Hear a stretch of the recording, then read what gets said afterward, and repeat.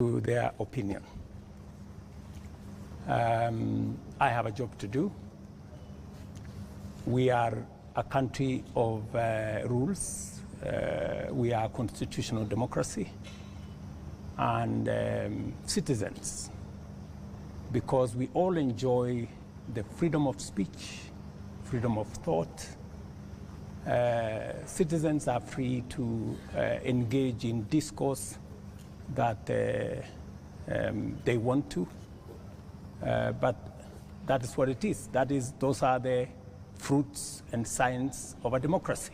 But this is no ordinary discourse, Mr. President. Over 20 people are dead.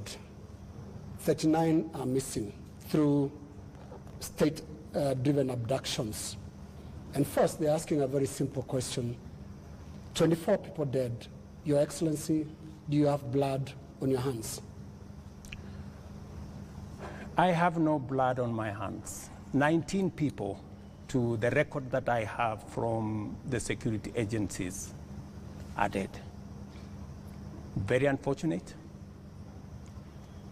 As a democracy, that should not be part of our conversation. 2.4 billion of property has been destroyed. The Office of the Chief Justice has been burnt. City Hall has been burnt. Parliament has been burnt. That is the situation. Let's turn lives. Let's turn lives, Your Excellency. 19 let's people turn lives, dead. Your Excellency. We have 19 I said people 24. Dead. You said 19. Let's turn lives. And number two, Your Excellency. On abductions. Your Excellency, let's turn lives. There are people who are burying their children, whether they're 19 or 24. And they're watching now, and they want to see how you feel about the deaths. Give us your feelings, Your Excellency. Let me tell you. And we could give examples, Your Excellency. There is a 12-year-old boy, Kennedy Onyango from Rongai, whose mother narrated how his boy was basically just going to get books for his schoolwork. There is Rex Masai, who was shot in the middle of the street in Nairobi. And these are real human beings. Don't you feel a sense of responsibility for what is going on in the country? Let me tell you the following. Any life that is lost is something that must bother anybody, beginning with myself.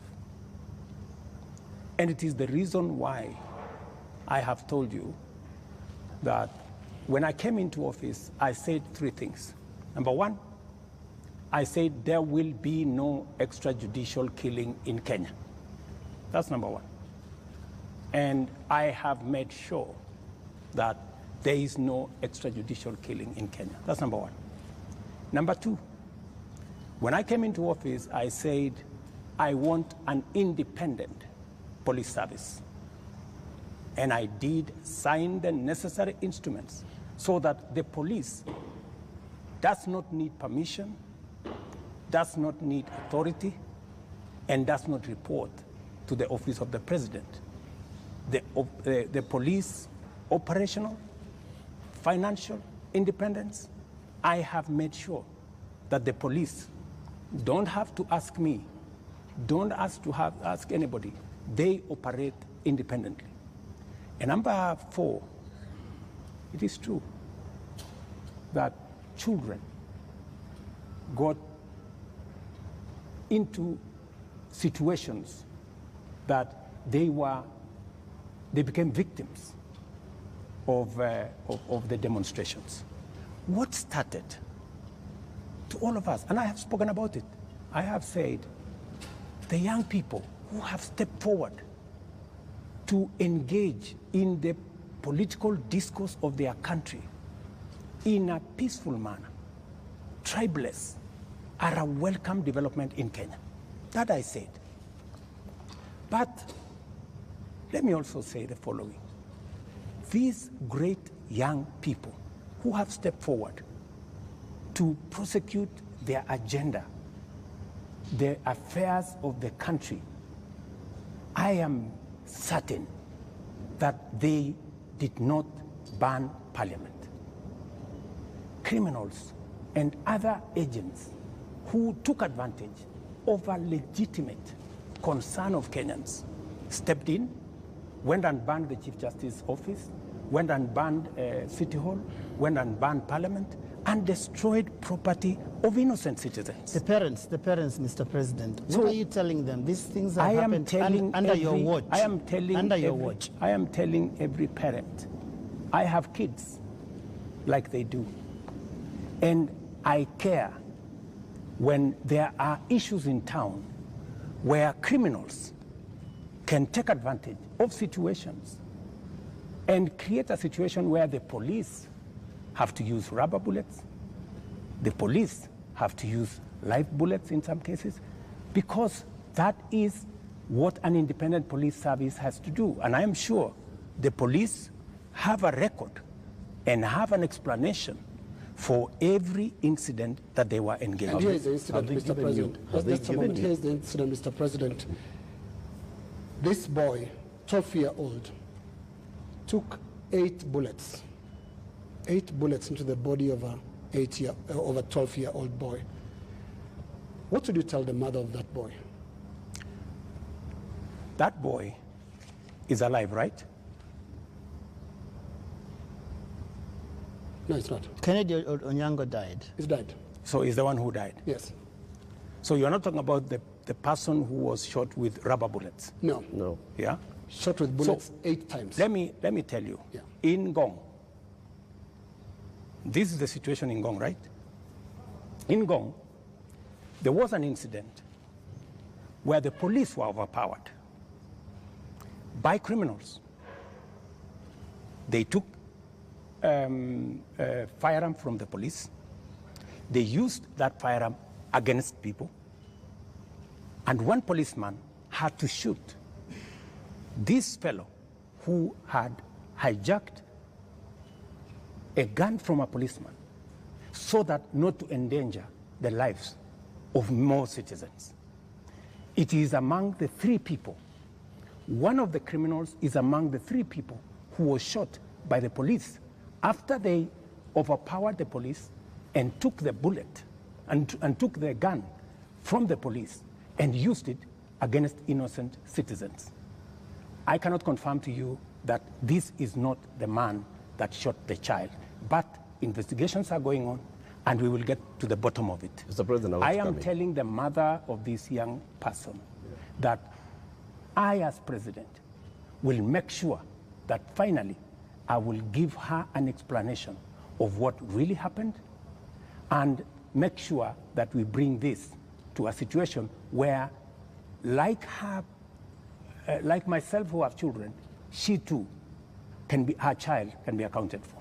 Mr. President, the Kenya National Commission on Human Rights is the one that has accounted for 24 bodies lying in morgues. And those bodies, the records show that these people either died in hospital and while undergoing treatment for gunshot wounds, or they ended up in the morgue in the last 2 weeks with gunshot wounds. 24. These 24, Mr. President, are you saying that the security agencies have told you that these 24 were criminals, that these 24 were armed, they were posing a danger to the police officers, and that is what necessitated the police to use live bullets on them? Because the circumstances for the police officer to use a live bullet is clear, even in their own code of operations. It is when the life of that police officer is in danger, or when somebody else's life is clearly in danger, and the person who's endangering that person is armed. Were the 24 armed? Did they pose a danger, a direct threat to the police? 2 things. The same Kenya Human Rights Commission, Kenya National Commission. Kenya National Commission. The government agency. Yeah, the government agency. Yes. Told the nation that there was a massacre in Githurai and 20 people were killed in Githurai. Were 20 people killed in Githurai? Really? The Kenya National Commission on Human Rights does not have records of 20 people killed. No, but that's their statement. It is a statement that is public, you know? So the same Kenya Human Rights, Kenya Commission, Human National Rights, National Human Rights Commission told the country a blatant fake news falsehood that there was a massacre. This 24 is also... Let me, you ask me a question, allow me to answer. Yes. That's what they told the country. So an organization that can tell the country without verifying that there was a massacre in Githurai. In fact, BBC, on that account, went to investigate in Githurai. And of course, you know, you have read, BBC has said there was no massacre in Githurai. Mr. President, there was one person who was shot by the police. Let me answer. Yep. So, an organization that is as reckless as to say there was a massacre when there was none, now is telling us there are 24, the police are saying 19. We will find out where the numbers are. Okay. But that is the credibility of the organization that you are telling. Mr. President, that may well be. Let me also... My question, just on Mr. that President, issue, just so that Eric can follow up. The people who died, yeah, that's where I'm coming. Were they a danger to the police? That's where I'm coming. Are they the criminals that you're talking about? Let me tell you two things. There will be an investigation on how these 19 Kenyans died. There will be a clarity, an explanation for each and every one of them. I have told you one situation where somebody accosted the police, took over the firearm, started to shoot at people, endangering the lives of many other Kenyans. He was shot by the police. There is a situation in Parliament. How did the invaders in Parliament? They invaded Parliament and went straight for the armory at the Mausoleum. They went straight at the armory at the Sergeant at Arms office. Those are the investigations that we will get into, and a proper explanation will be given to the country. Are weapons lost? What I am saying... Are the weapons at the armories and the mausoleum and inside Parliament? That is why there will be an investigation of how these armories were attacked and how did these people know that there was an armory in Parliament? Mr. President, you may not believe the Kenya National Commission on Human Rights, but surely you would believe your own deputy who has said there's been a return to extrajudicial killings and abductions, contrary to what you and him promised the people of Kenya. Let me tell you, I am the president, and I speak for the government of Kenya, right? And so this is what I'm telling you. I made 3 commitments. That I will make sure the police is independent. And I did that on my first day in office. Number 2, I said there will be no extrajudicial killing in Kenya. I have kept my promise. Number 3, I have told you that if there is any arrest by the police, that does not amount to an abduction. In my very honest opinion. Let's pause for a moment, Mr. President, and I just want us to go to that video over there, which will play on air, and let's pause and watch it together, Your Excellency. Let's watch this video. Sell them to the people of Kenya. There are enough intelligent people in Kenya to differentiate what is good from what is better and what is best. Ni jambo mbaya sana kama tutatumia askari polisi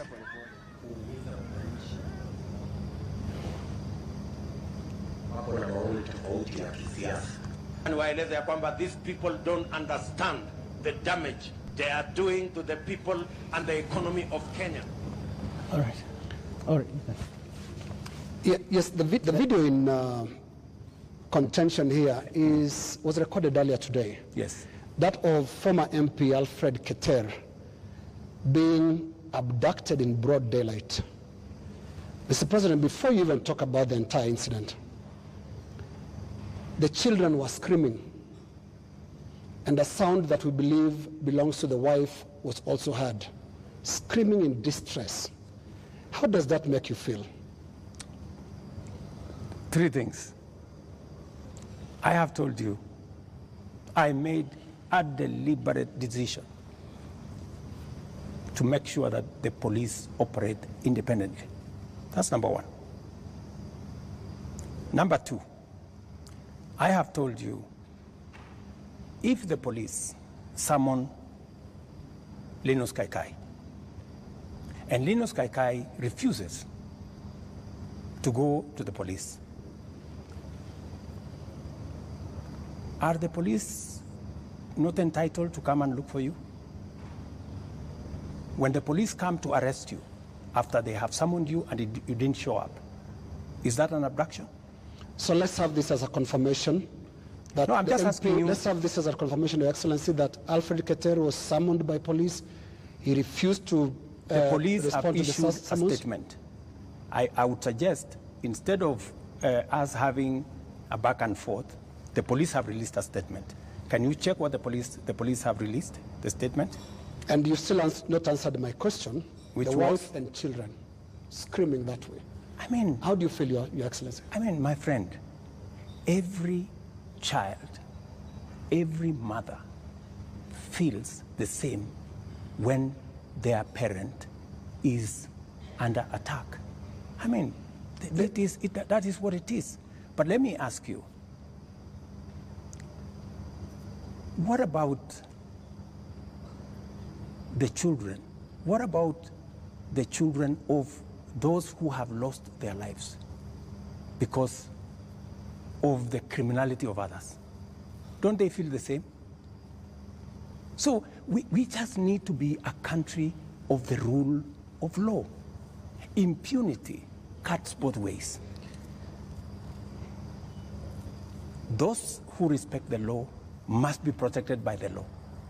Those who do not respect the law must face the full force of the law. That's how it operates. That's how we will have a society. Here's the same way, we must condemn excessive use of police powers, but we must equally deal firmly and decisively with criminals who put the lives of other Kenyans in danger, destroy property of hard-earned earnings. There are many people, Linus, in this demonstration that have lost livelihoods, that today their children are crying. Today their wives are in tears because they don't know how to face tomorrow. Mr. President, their businesses have been wiped out. Yeah. Their incomes have been destroyed. But I have just told you 2.4 billion shillings worth of business has been destroyed. And today, as I talk to you this evening, there are families who have tears. There are families who do not know how to face tomorrow. And I've asked you very specifically, President, how do you feel about those tears, especially those who have been killed by police bullets? It is horrible. It is horrible. When you find a situation where people are grieving, whether they are grieving because their parents have been arrested, or they are grieving because their hard-earned earnings of many years, monies there, I have on my phone, people who are saying, I borrowed money. My whole loan has been wiped out. My whole barbershop has been destroyed. My whole hardware has been looted and burnt. And they are in tears. So I must equally work with the police to protect all these citizens. And it cuts both ways, Linus. It cuts both ways. Using the rule of law. Absolutely. Let me take you to just step by step. Absolutely, the rule of law. The rule of law says. The rule of law requires the police to investigate a matter, to, when they have sufficient evidence, present that to the ODPP. The Director of Public Prosecutions takes people who are culpable to court. That's the journey in the rule of law, Mr. President. Mm-hmm. In the case of 39 people who have been abducted, and the abduction here, we're using it deliberately because of the manner in which the people have been arrested, like we've seen in the case of Alfred Keter.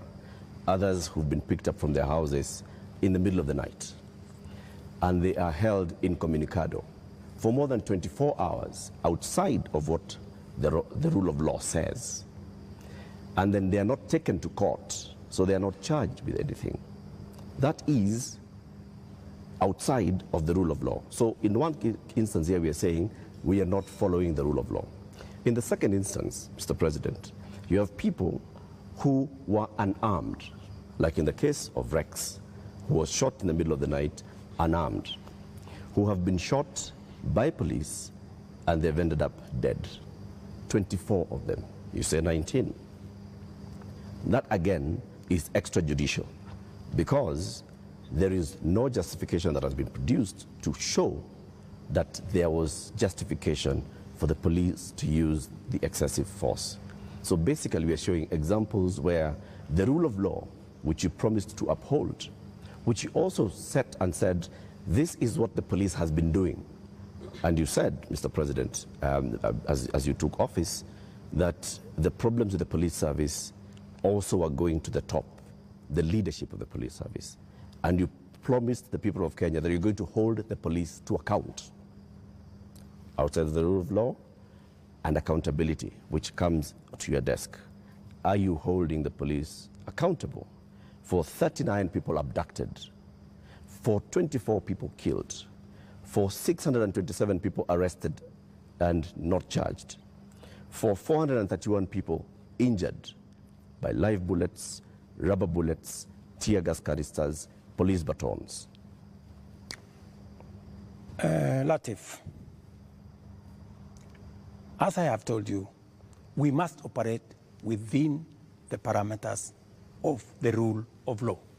And I agree with you. The police must never act outside the framework of the rule of law. They must do that which only the Constitution and the law allows them to do. And it is very clear that any operation of the police outside the parameters of the law, the police will be held to account. Whether it is holding citizens beyond the stipulated time, but I must be thoroughly clear to you.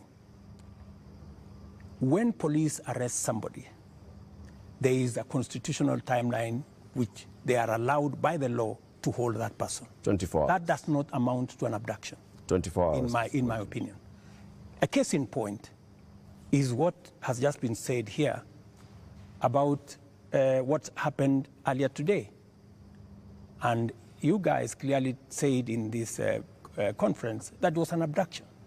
I mean, it's just clear now that it is not an abduction. They're not this is an arrest. And the police have come forward to say, this is the situation, we have arrested this person, and it is just good for us to all of us follow the law. And I agree with you. The police must act within the law. But let me ask you one question also, Latif. I have never, in this conversation, which is now 20 minutes in, are you guys bothered about the fact that Parliament was burnt? Are you guys concerned that millions of businesses of Kenyans, hardworking Kenyans, were destroyed? How do you feel? But it all how do you feel? It all happened under your watch, Mr. President. No, but this is at the end of the day, this is why we are saying you sought to keep us safe. We must be even. You know, we must be even. The police have a difficult job. They have to make sure the peaceful demonstrators are protected. But they also must make sure that the criminals, and when you say criminals, you know, when I said the other day criminals, many people took offense that I was calling the demonstrators criminals. That's not. Families of the dead, Your that is not. That's a lot of offense. Family of Rex. Rex was killed in a week when the protesters were very peaceful. The first week of these protests were peaceful. We saw protesters carrying placards and water bottles. Rex was killed on his way out of work. Let me. How do you feel? I mean, let me tell you when they hear you say criminals. I mean, are you telling me Rex is the one who burned Parliament? But Rex died without breaking anything. No, I'm just telling you. He died. You know, there are criminals who infiltrated and caused mayhem. And in fact, some of the criminals are actually harmed. They actually harmed the peaceful protesters. Many of the peaceful protesters, they lost phones. They were attacked. In fact, some of the peaceful protesters were attacked by criminals. including a clear example of the one I have explained to you, that they overpowered the police, took the gun from the police, and started shooting innocent people. So we must deal with this situation globally. Mr. President, I feel for Rex and the mother. This should not happen to any child in Kenya, especially when they are engaged in a peaceful demonstration. Mr. President, the concern I've heard from the young people, because I've been speaking to a lot of them, and they said they haven't heard you. In the two statements, actually there are more now because you have spoken in other settings, apart from the two addresses you gave. They haven't heard you address them. They haven't heard you talk to these parents. They haven't heard you acknowledge that there were people who were shot by police in circumstances that did not warrant that. Are you saying you haven't seen anything that bothers you about how police responded to these protests? I am very, and and in my first statement, I clearly said that innocent lives were lost. In my second statement, I said the same. There were innocent lives lost. But also equally, as a person who is responsible, I must think about those who are suffering because they were innocent, but I must also be concerned about those who are suffering because criminals cause them immense harm. And that is the balance that I need to be able to lead a country. I must protect everybody. I must protect the protesters, and I must be concerned about their lives. I must also protect innocent people who become victims of criminals who take advantage of a peaceful, democratic process that goes on in our country. Do you feel that you protected all those people in the last couple of days, whether it is people who have businesses, whether it is Parliament, whether it is the people who lost their children? I did my best. If I hadn't done what I did, things would have been much worse. In fact, many people ask me, Mr. President, why did you call in the army? I mean, what choice did I have?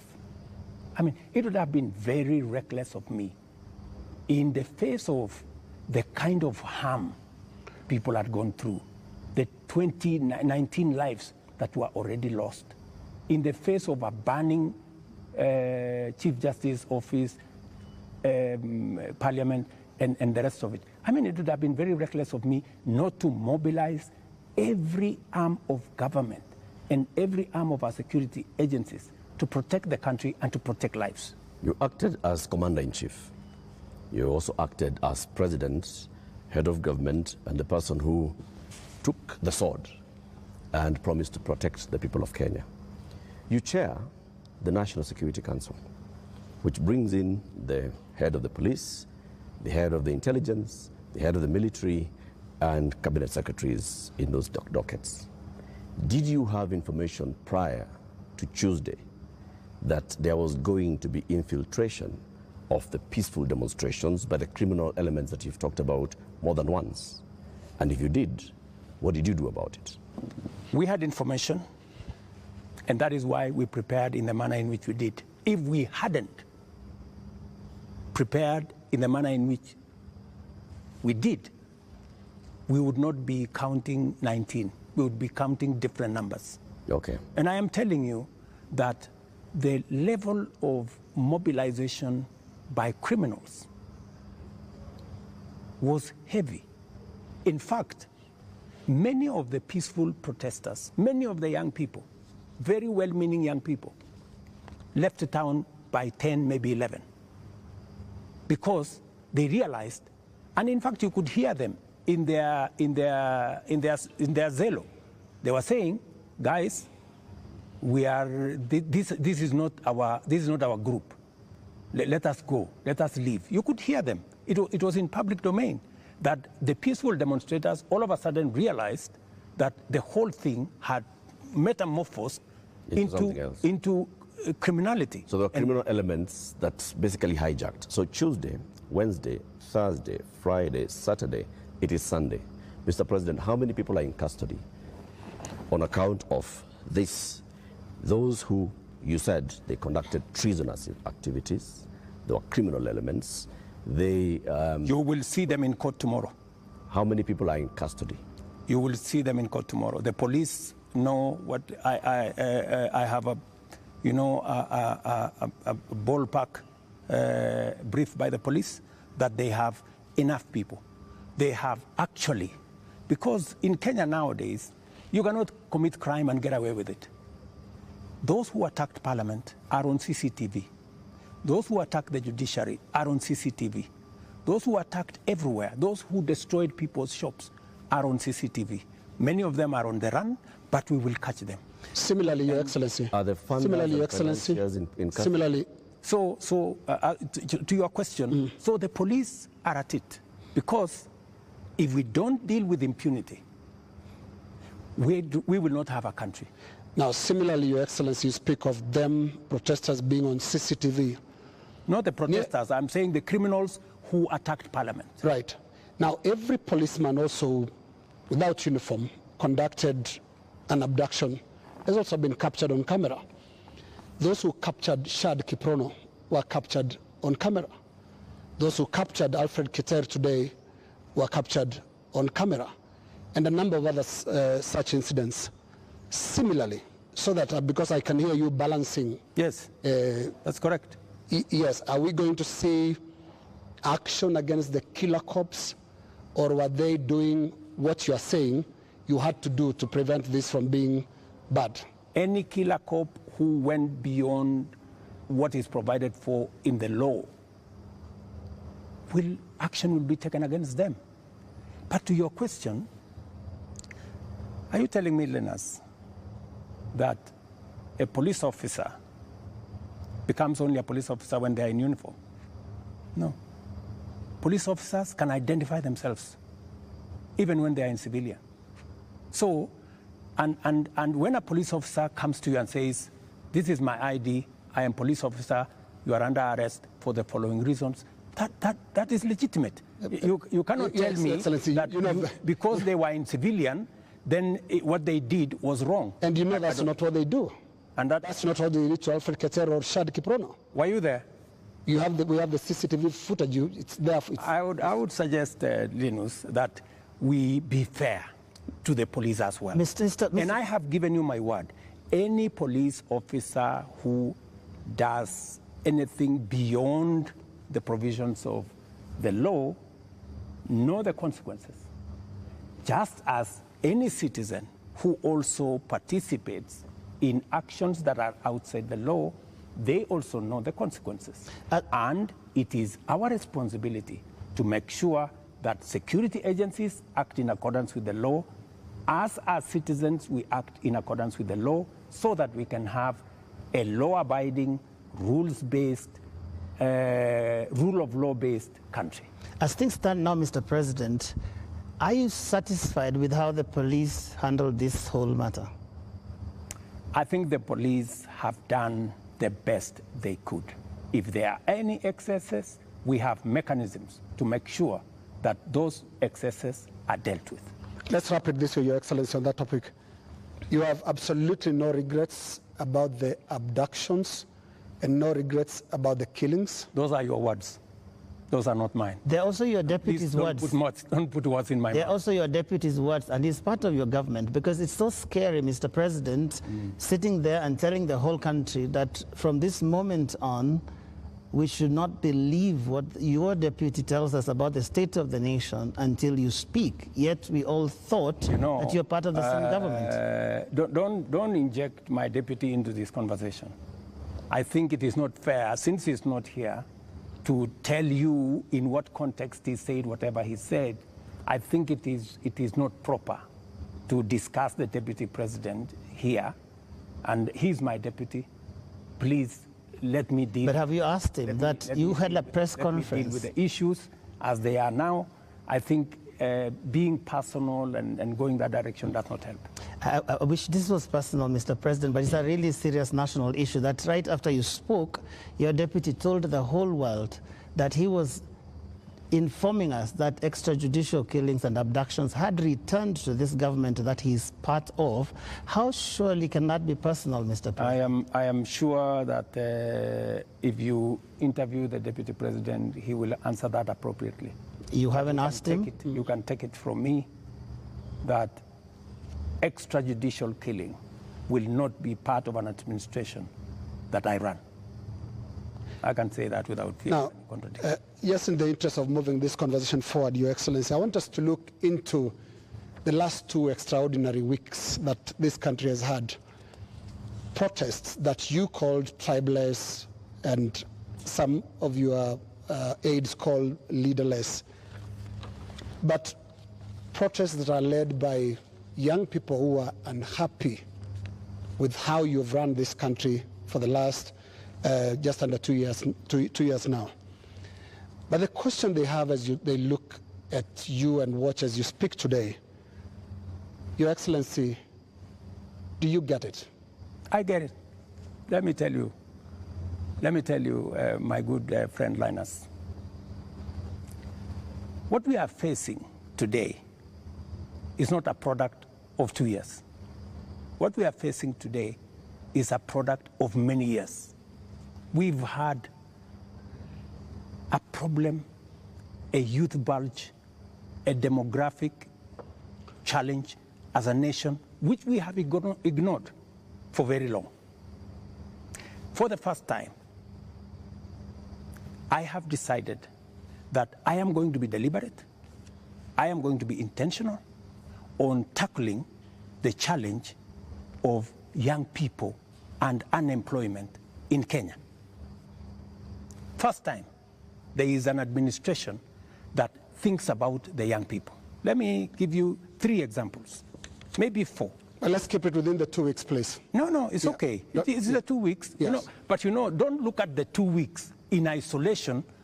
The young people we have in the street did not happen in the last 2 weeks. They were not born when I became president.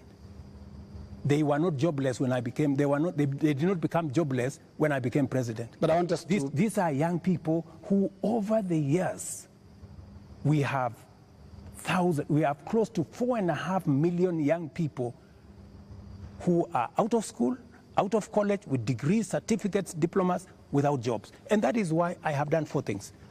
Number 1, when I pushed the housing program, it was not about the houses. It was about the jobs. Today, as I talk to you, Linus, we have 160,000 young people working in different parts of Kenya under our housing program.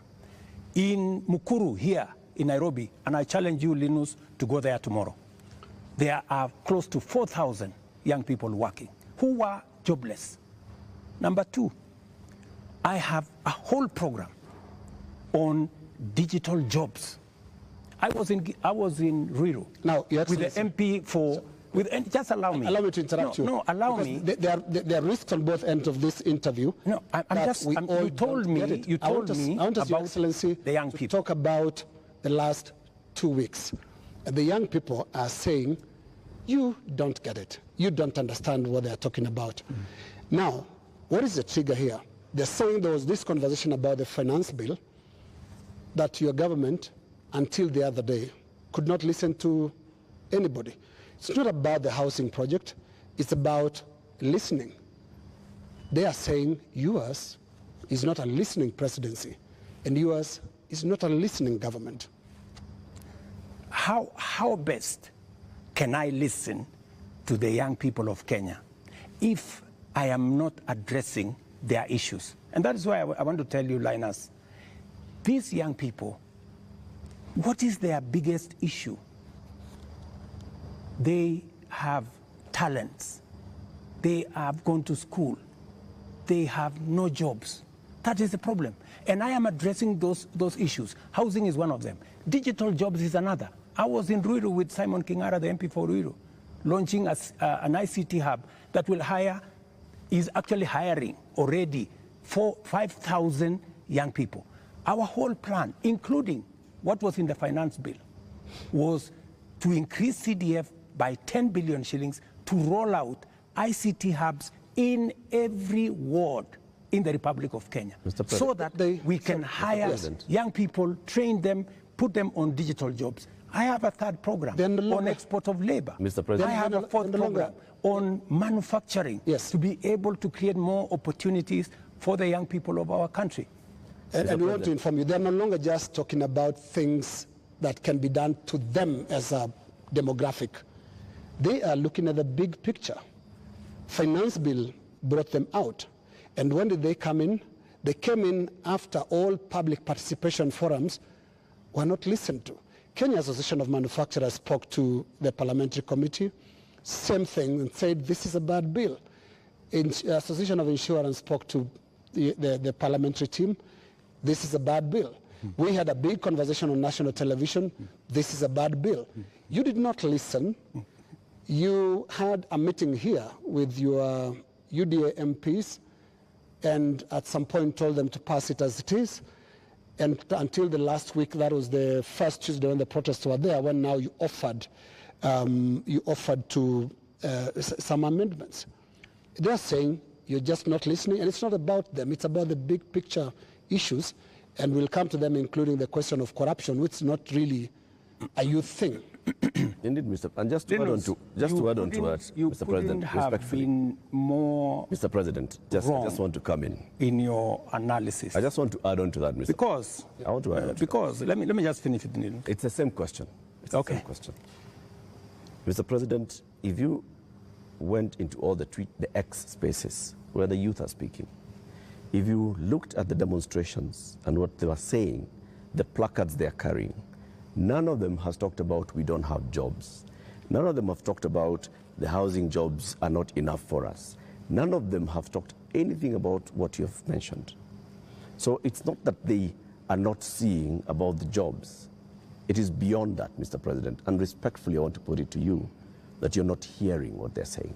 In fact, we only had after the protests, after all those things you described, that's the time that you came and said, let me tell you the following. The rejection of the finance bill, and this goes to what Linus has said, that we didn't hear anything. Let me tell you, the process of a finance bill, in fact, you know, many people believe in Kenya that the finance bill is an invention of William Ruto. It is not an invention of William Ruto. The finance bill is an instrument that has been with us ever since independence. Only that we have made it much more transparent. Only that we have brought out more to the public. And that is why there is greater interrogation of what government is doing, especially after the new constitution that made public participation not a sterile provision of the constitution, but public participation to be an integral part of lawmaking, an integral part of managing the country. Let me tell you, when we took the bill, when we formulated the bill, it had 346 billion of new revenue. When MPs went out to the public said, we don't think this is good. We don't think this is good. It was reduced by 140-something billion shillings. It remained just 200 billion. Doesn't that amount to listening? No, it doesn't. That the public said, reduce this by... No, it doesn't, no. Mr. President. And that's why I said reject it. Just wait. No, we are talking about listening. Yeah. Just relax. We're talking about listening, okay? So the public said, reduce this by 146. We sat down, we cut down the areas, we reduced it to 200. What went into the space was the people who wanted to mislead the public, to say, oh, you see, in fact, everything you have been told is still there, this was not removed, these people are not listening, these people are not listening. And let me tell you, my good friend Latif, we have dropped the finance bill. Yeah? What does that mean? It means we have gone back almost 2 years. It means that this year we are going to borrow 1 trillion shillings to be able to run our government. That's what it means. I have been working very hard to pull Kenya out of a debt trap. Mr. President. Let me just allow me, because you know we need to contextualize this finance bill. It is easy, Joe. It is easy for us as a country to say, let us reject the finance bill. That's fine. And I have graciously said we will drop the finance bill, but it has huge consequences. It means we will not confirm the JSS teachers, 46,000 of them. It means we cannot support our farmers with 2 billion shillings for us to make sure that farmers get a fair return of 50 shillings per kilogram, per kilo of their milk. It means we cannot sort out the coffee debts. It means we cannot support the cherry fund. It means we cannot sort out the debts of farmers in Mumias. It also means that we will continue to import potatoes from Europe when we have potatoes in his village. You just told me in Kimana. We have potatoes in Nyandarua. We have onions all over the place. That may well be. I think the problem has been, these are people who are saying they haven't been listened to. You only listened because you said on that night, on that Wednesday night, that is the moment you said that you had realized, Mr. President, that Kenyans did not want anything to do with that bill. And one would wonder, how can that be, Mr. President? And you have had all these presentations that have been made.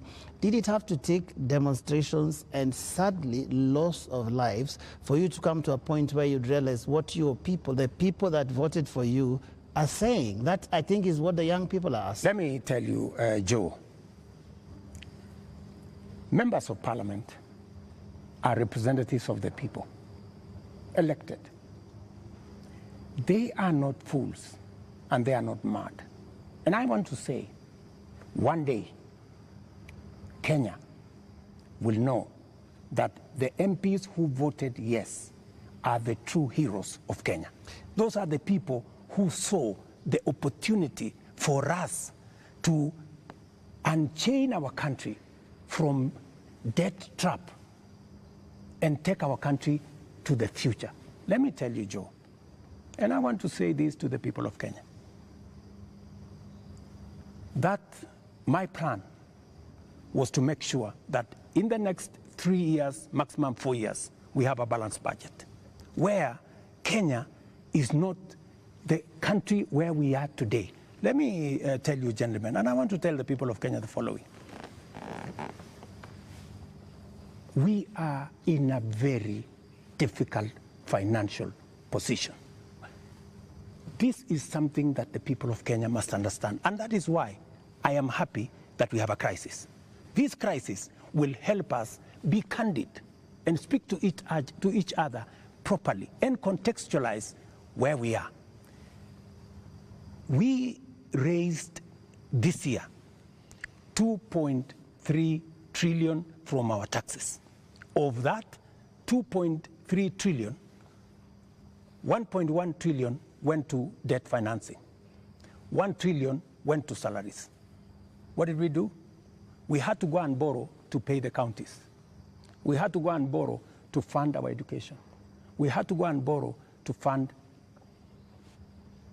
Now, the funding gap we have done with the finance bill going down is that instead of borrowing 600 billion, we are going to borrow 600 billion plus 346 billion, that is close to 1 trillion. And let me tell you, my good friends, and I want us to be honest with ourselves, this is not how a country will get to a status where we are proud of our nation. This is not how we are going to, this is not how we are going to grow. And that is why, Linus, this situation, this crisis is a very important inflection point that we can sit together, assess, let us agree. And I have no problem. Let us agree. Yeah. Do we continue borrowing? And let me give you the statistics. When in 2013, Linus, just allow me 1 minute, please, with a lot of respect. Okay. In 2013, the debt stock of Kenya was 1.8 trillion. For 10 years, that increased 5 times to 11 trillion, 10 point something trillion. We built a lot of roads. We connected a lot of electricity. We did many things in 10 years. But we were doing it on debt. Today, we don't have the luxury to borrow because we have reached the limit. And today, let me finish. Today, all the money we borrowed from 2013 is maturing. That is why the biggest challenge that we have as a nation is that we are spending 1.1 trillion every year of taxes we collect from ordinary Kenyans to pay debt, and not the whole debt. That's interest alone. Yeah. Interest principal comes to 1.8 trillion this year. So, my good friends, and yet you want to tell me, William Ruto, don't collect domestic taxes. Go borrow more money. No, Mr. President. That's not what they're saying, President. And What is the alternative? Yeah, and I just wanted to come to one. No, what is the alternative? Just help me there. Yeah. Because there are only two things you can do. Either you raise money from taxes or you borrow, period. There is no magic here. There are Kenyans, Your Excellency, right now who do not listen to all that. Yes. They are not interested in that. That's okay, but that's the reality. But I need If you are not, if you do not want to listen to hang reality, on, Your Excellency, hang on, Your Excellency, because I need you to address a very important issue here, and that is one of a trust deficit. There are Kenyans who watch you, Your Excellency, and I don't know whether you are aware that they don't trust what you say. They don't believe what you say. Are you aware, Your Excellency, for example, that a lot of Kenyans increasingly don't associate the truth with you? that is your assessment because you have never associated the truth with me from the beginning.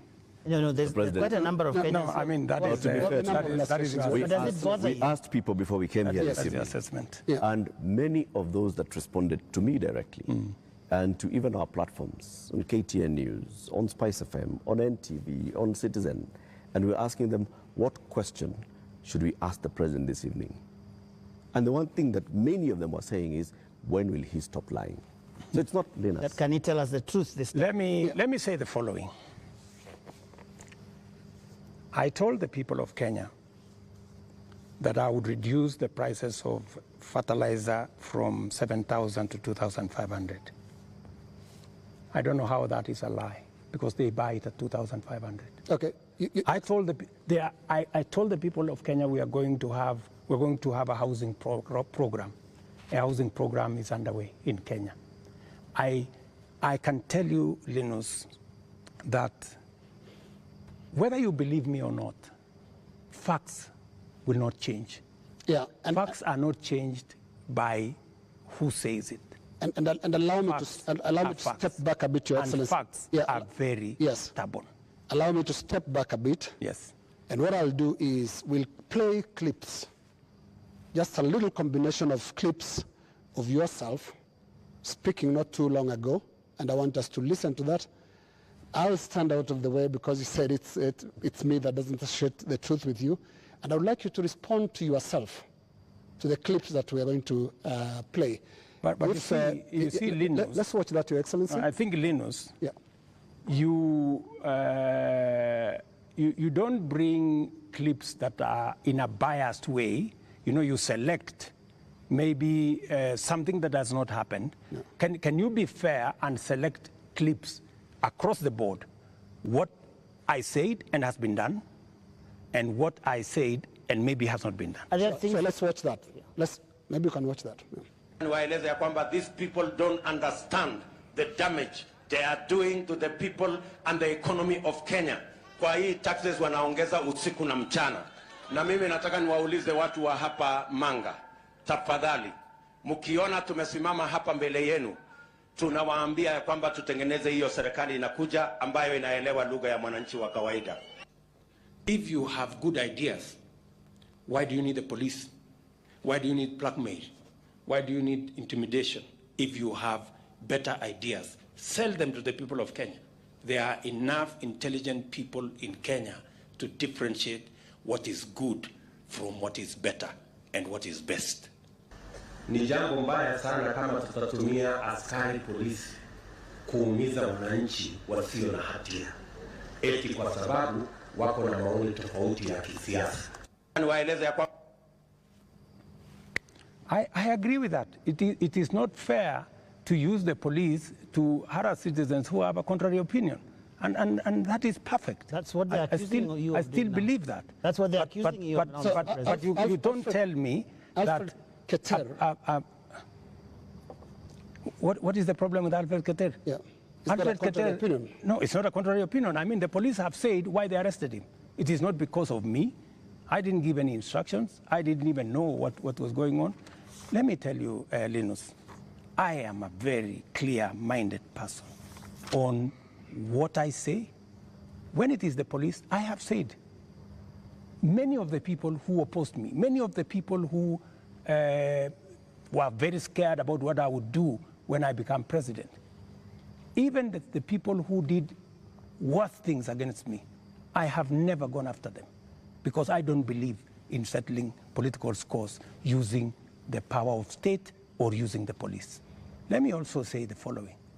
When I talked about the taxes that I was campaign trail, yes. I was addressing in the campaign trail, it was very obvious that when at that time we were in subsidies, that did not make sense.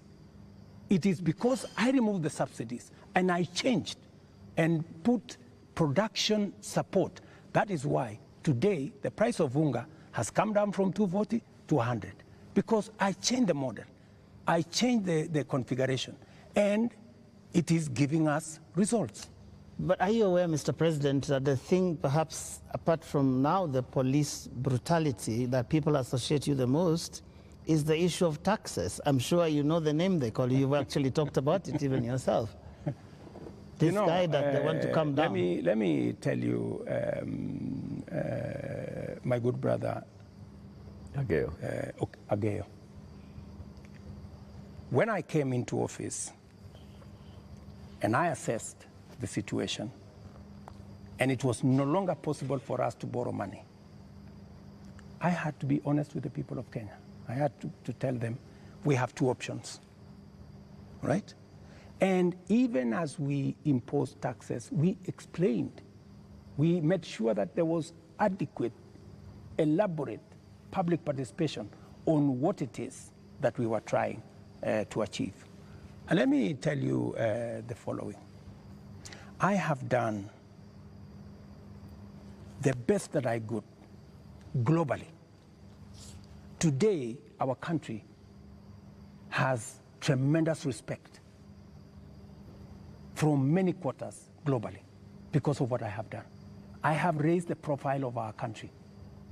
Today, I was in Narok, and the tourism numbers in 2022, 1 million tourists. In 2023, last year, 2 million tourists.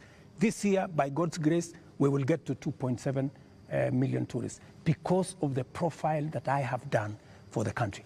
I know somebody will say that, that there is no truth in that, but call the tourism sector. They will tell you themselves that all hotels in Kenya today are operating 80% upwards, which is a new phenomenon in Kenya.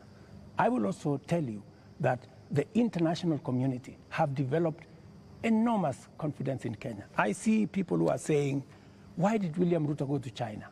Why did William Ruto go to Europe? Why did William Ruto go to America? Let me just tell you the following.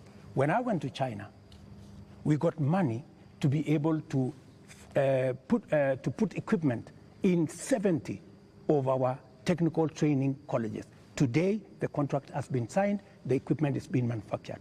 When I went to China, we got money to build Boston Dam that has been waiting, that will serve the counties of Bomet and Kericho. When I went to China, we got money to build, we got 30 billion shillings to build roads in Nyandarua, in Kirinyaga, in 8 other constituencies in Kenya. That's why I went to China. When I went to America, we got a $1 billion facility to be built in Naivasha, that is going to be the biggest data center in Africa, funded by UAE, working with Microsoft and Kenya. When I went to the US, we also agreed Kenya became the only country in Africa that is going to benefit from the CHIPS Act, where we will be manufacturing computer chips with other countries. Kenya will be among the first, will be actually the only country in Africa that will benefit from that. And so many of the young people who I see today, those are my targets for the future. So it doesn't bother you that there's this tag on your head as a president who has overtaxed Kenyans, and that the sufferings that we are going through is because of excessive taxation that you have imposed on Kenyans? That is what I was asking about. You see, if I am called Zakayo, yeah, because I have explained to the people of Kenya that the option we have is if we continue borrowing, we will go down the cliff.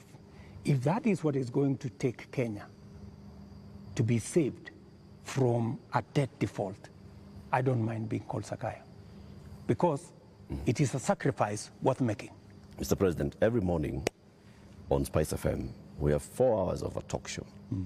And many times we ask people, even those who come to the show, to tell us what is it that the nation is saying when we are seeing people out on the streets. And many of them, even when we said that we're coming, you have invited us to come and have this conversation this evening, they said, tell the president that he's tone deaf. And we ask why and how. And they say, when William Ruto took over as president, he took over a budget of 3.2 trillion shillings. He went to Parliament and he said, Honorable Speakers, I believe that this budget is too high. We should cut it by 300 billion shillings. So you believed barely 1.5 years ago that you can run the country with 2.9 billion shillings, trillion shillings.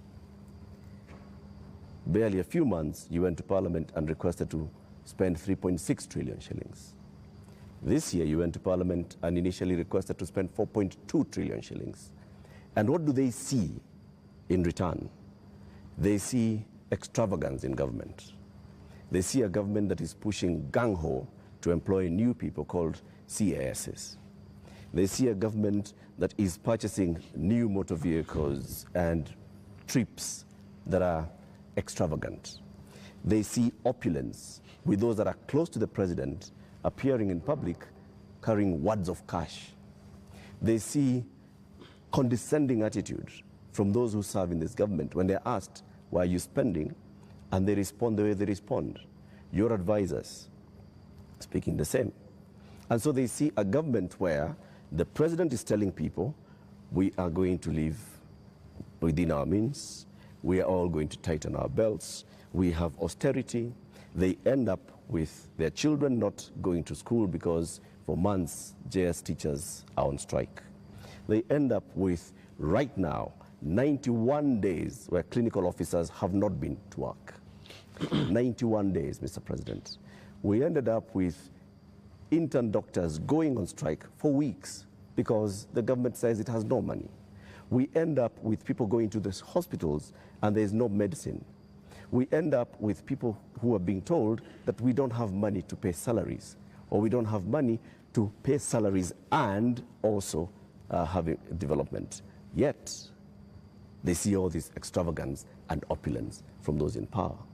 You are tone deaf, Mr. President, that's what they say. Well, I guess that's why we must have a conversation. That's why we must have a conversation. And I'm very happy for us to have this conversation so that we can put the facts on the table and we can all of us make a decision. But let me tell you the following. I've listened to you, and let me also tell you that today, the universities, which were almost closed, they had debts of 60 billion shillings. I have enhanced their budget by 40 billion shillings, the universities, because education to me is very important. It is the greatest equalizer. Today, the universities can confirm to you, and I was sitting here with the vice chancellors, that I made the right decision because we are funding the universities better. Let me also tell you, I took the decision to hire additional teachers, 56,000. It has never happened in the history of Kenya. Why? Because education is the greatest equalizer. Many parents in rural Kenya take their children to schools that have no teacher.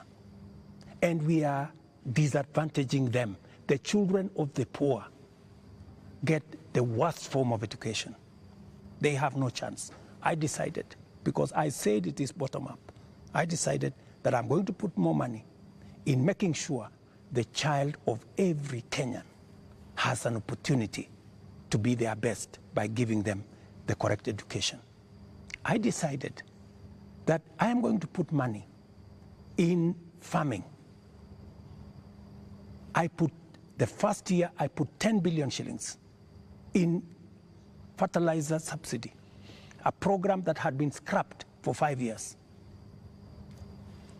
The difference is obvious. Today, by God's grace, we have a harvest. The prices of food commodities has come down. Day before yesterday, Latif, there was a release of where we are with inflation. Inflation in Kenya is now 4.6%. When I came into office, it was 9%. Inflation coming from food products. It was reported not by me, by the institutions that are charged, 4.6%. We have, where I have invested money, I can account for it. Right. And it is making a difference in the lives Their of concern many. is on extravagance in government. I will come to opulence in government. on opulence and extravagance. Every trip I have made, I have not made any trip outside Kenya to go and do things that are of no benefit to this nation. I can account for every trip that I have made outside our nation, whether it is on projects or programs or investments, or even the profiling of this country to put it in good standing for us to attract investment. In fact, the Nairobi Stock Exchange, which was almost closed, was rated the best in the world. Not said by William Ruto, but it was in the public domain by Bloomberg. If you don't believe me, believe Bloomberg. Mr. President, So I have done what I could for the country. You have But not let me answered- finish you have not answered the opulence. questions. Let me go to the opulence. And let me be very clear that the display of insensitivity is a statement that has come to me, and is a sentiment that has come to me.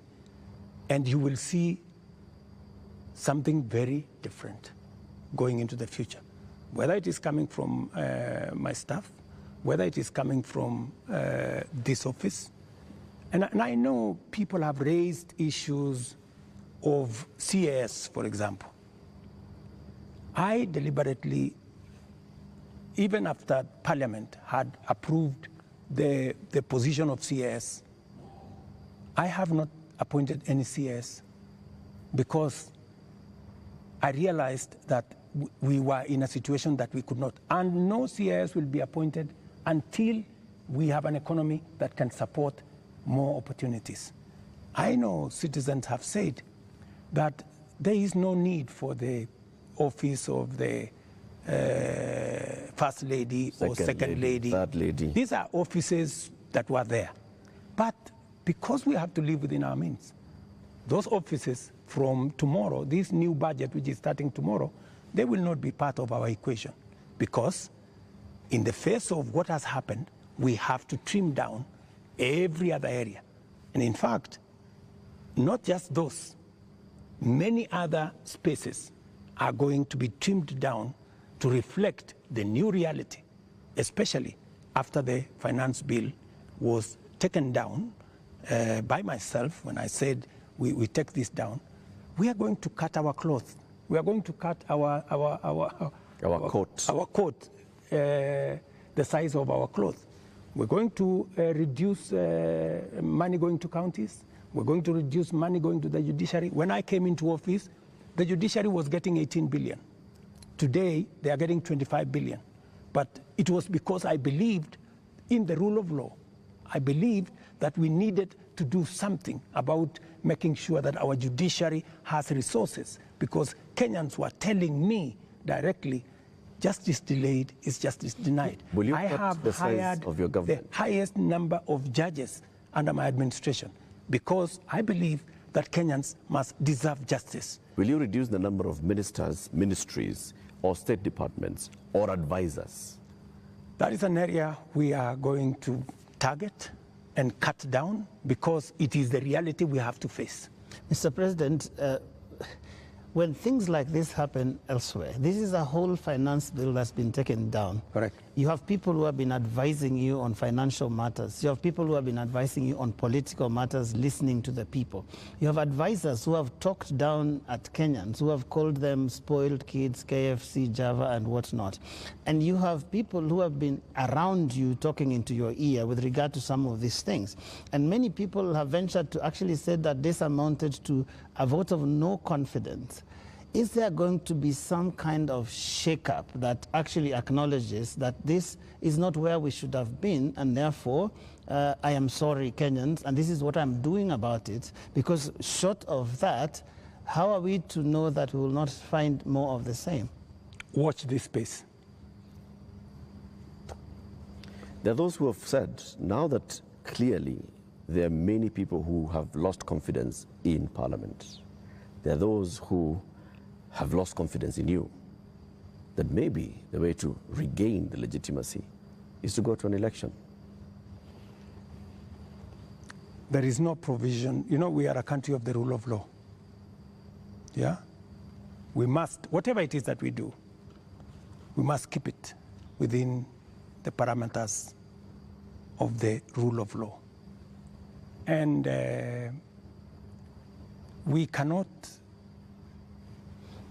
take what has happened over the last 2 weeks or thereabout and say we are going to abrogate our constitution. I think we will be going towards anarchy. And I don't think that is where we want to take our country. There is a demand on me as president, and I have said, because of where we are, because of what has happened, there is going to be a thorough cut down on many things, whether we are talking about allowances, maybe even we should have a conversation around salary. We had a meeting here with MPs, and even them, they are persuaded maybe it is time to ban Harambes so that we remove avenues of people participating in largesse, demonstration of, opulence. And I want to tell you that I am going to take action. I am going to work on this. I know what we should do, but I am also not going to be reckless and take the country into a crisis. I will make sure that I act responsibly and listening to what the people of Kenya are saying. I don't know if this will preempt you, Your Excellency, but one of the most serious concerns that have been coming out, including in the Gen Z demonstrations, is the question of corruption. And right through this interview, you've not mentioned the word. And even as you go into that, I want to give you two illustrations. Kenyans dealt with or encountered the problem of fake fertilizers, and you never took action against your cabinet secretary for agriculture.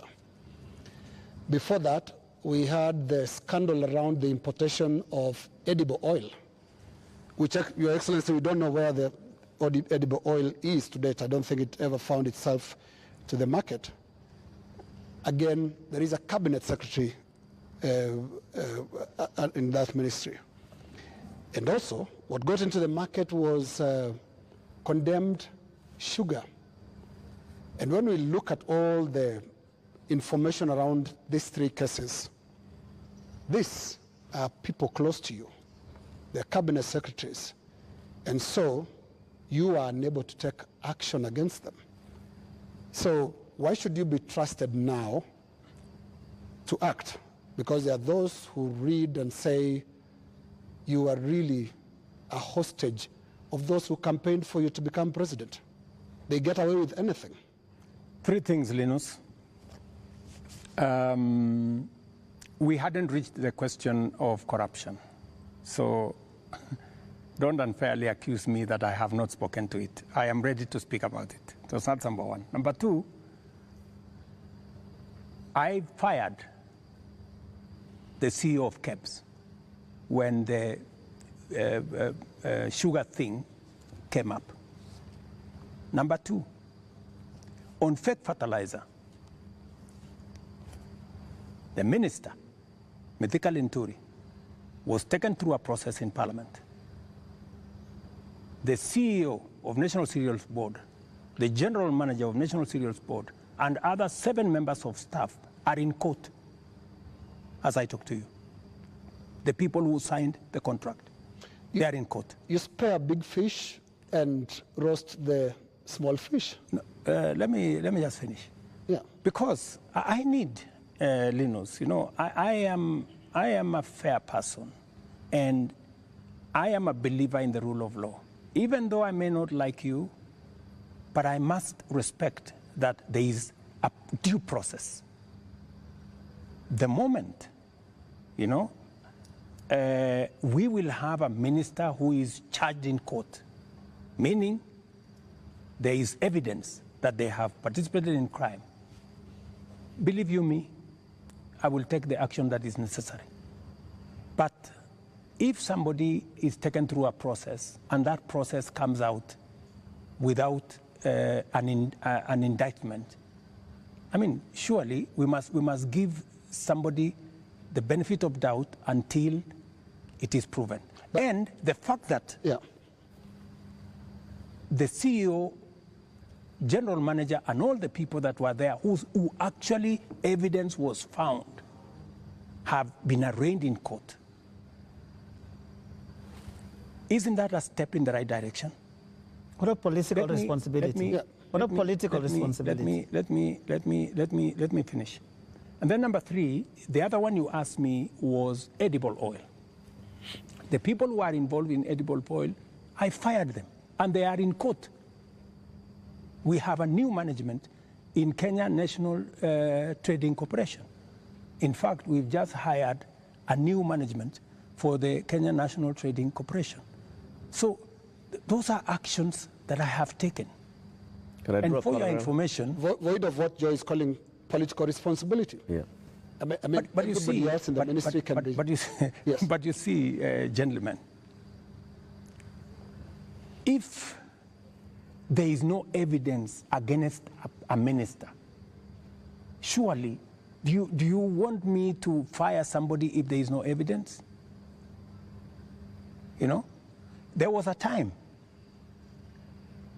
Uhuru Kenyatta, as I served him as his deputy, removed 6 cabinet secretaries. But eventually, they were found that they were innocent, and we had to appoint them to be ambassadors. You know, so some of these, you know, actions must be tampered with process of law, you know, due process. So unless we follow due process, gentlemen, we will end up being something else. Up to this, just a moment, Eric, in a moment, because up to this point, Your Excellency, if I don't want us to lose the context, the last 2 weeks have been extraordinary. We've never seen anything like this. You have KDF troops in the streets of Nairobi. Up to this point, Your Excellency, and including on the question that I've just asked you of accountability within your government, do you think you are addressing the grievances that have made thousands of Kenyans across the country in places that were unimaginable to get out to the streets to say Ruto must go. Do you think up to this point they feel you've addressed their grievances? I am not in their space, so I am doing what I believe I should be doing. I have taken the responsibility to withdraw the finance bill with all the attendant consequences. That I have done. I know what it means, and I know where it takes the country, and it is not a simple decision for me to make. And for your information, the finance bill was going to take Kenya big steps forward. But it's a sacrifice I've had to make because of the political reality that we are in. But it will mean counties will have to take maybe 30 billion shillings off their budget. It means we have to reduce CDF by maybe 10 billion shillings. It means we have to rethink about what to do with JSS teachers. It means we have to put on the freezer. We wanted to hire another 20,000 teachers because there are kids who do not have who do not have teachers. It means we have to work on our UHC program. We thought we would upgrade, for example, Linda Mama. You know, we thought we would upgrade Linda Mama. Here's something, Your Excellency. But it means we have to hold that, and it means many things. Just hold on, what else do you want to hear? You're speaking outward, but looking at the grievances, they're also asking questions inward from you, Your Excellency. And what I can hear from these grievances that have been expressed quite loudly, you said you're not in their spaces. We sometimes get into the spaces to listen to what they're saying. And all they're saying is you cannot be, for the next 3 years, the president that you've been for the last 2. So what is that you're going to change about? That's why Linus. That's why Linus. That's why we are here. Of course, it's not going to be business as usual with the kind of reality we are faced with now. It has to be different. Do you regret anything at all? What you should have done better? What your people would have done better? Well, maybe there are things we should have done better. We should have communicated better. I think the biggest problem we have, even with the finance bill, because the finance bill has great things for Kenya. The finance bill says we shouldn't be importing potatoes from Europe. The finance bill says we shouldn't be importing onions or eggs from Europe. The finance bill says we should be growing our own industries. We should be manufacturing diapers in Kenya. We have 10 companies doing that. We should be manufacturing all those things in Kenya. We should be expanding our manufacturing capacity. That is what finance bill was talking to.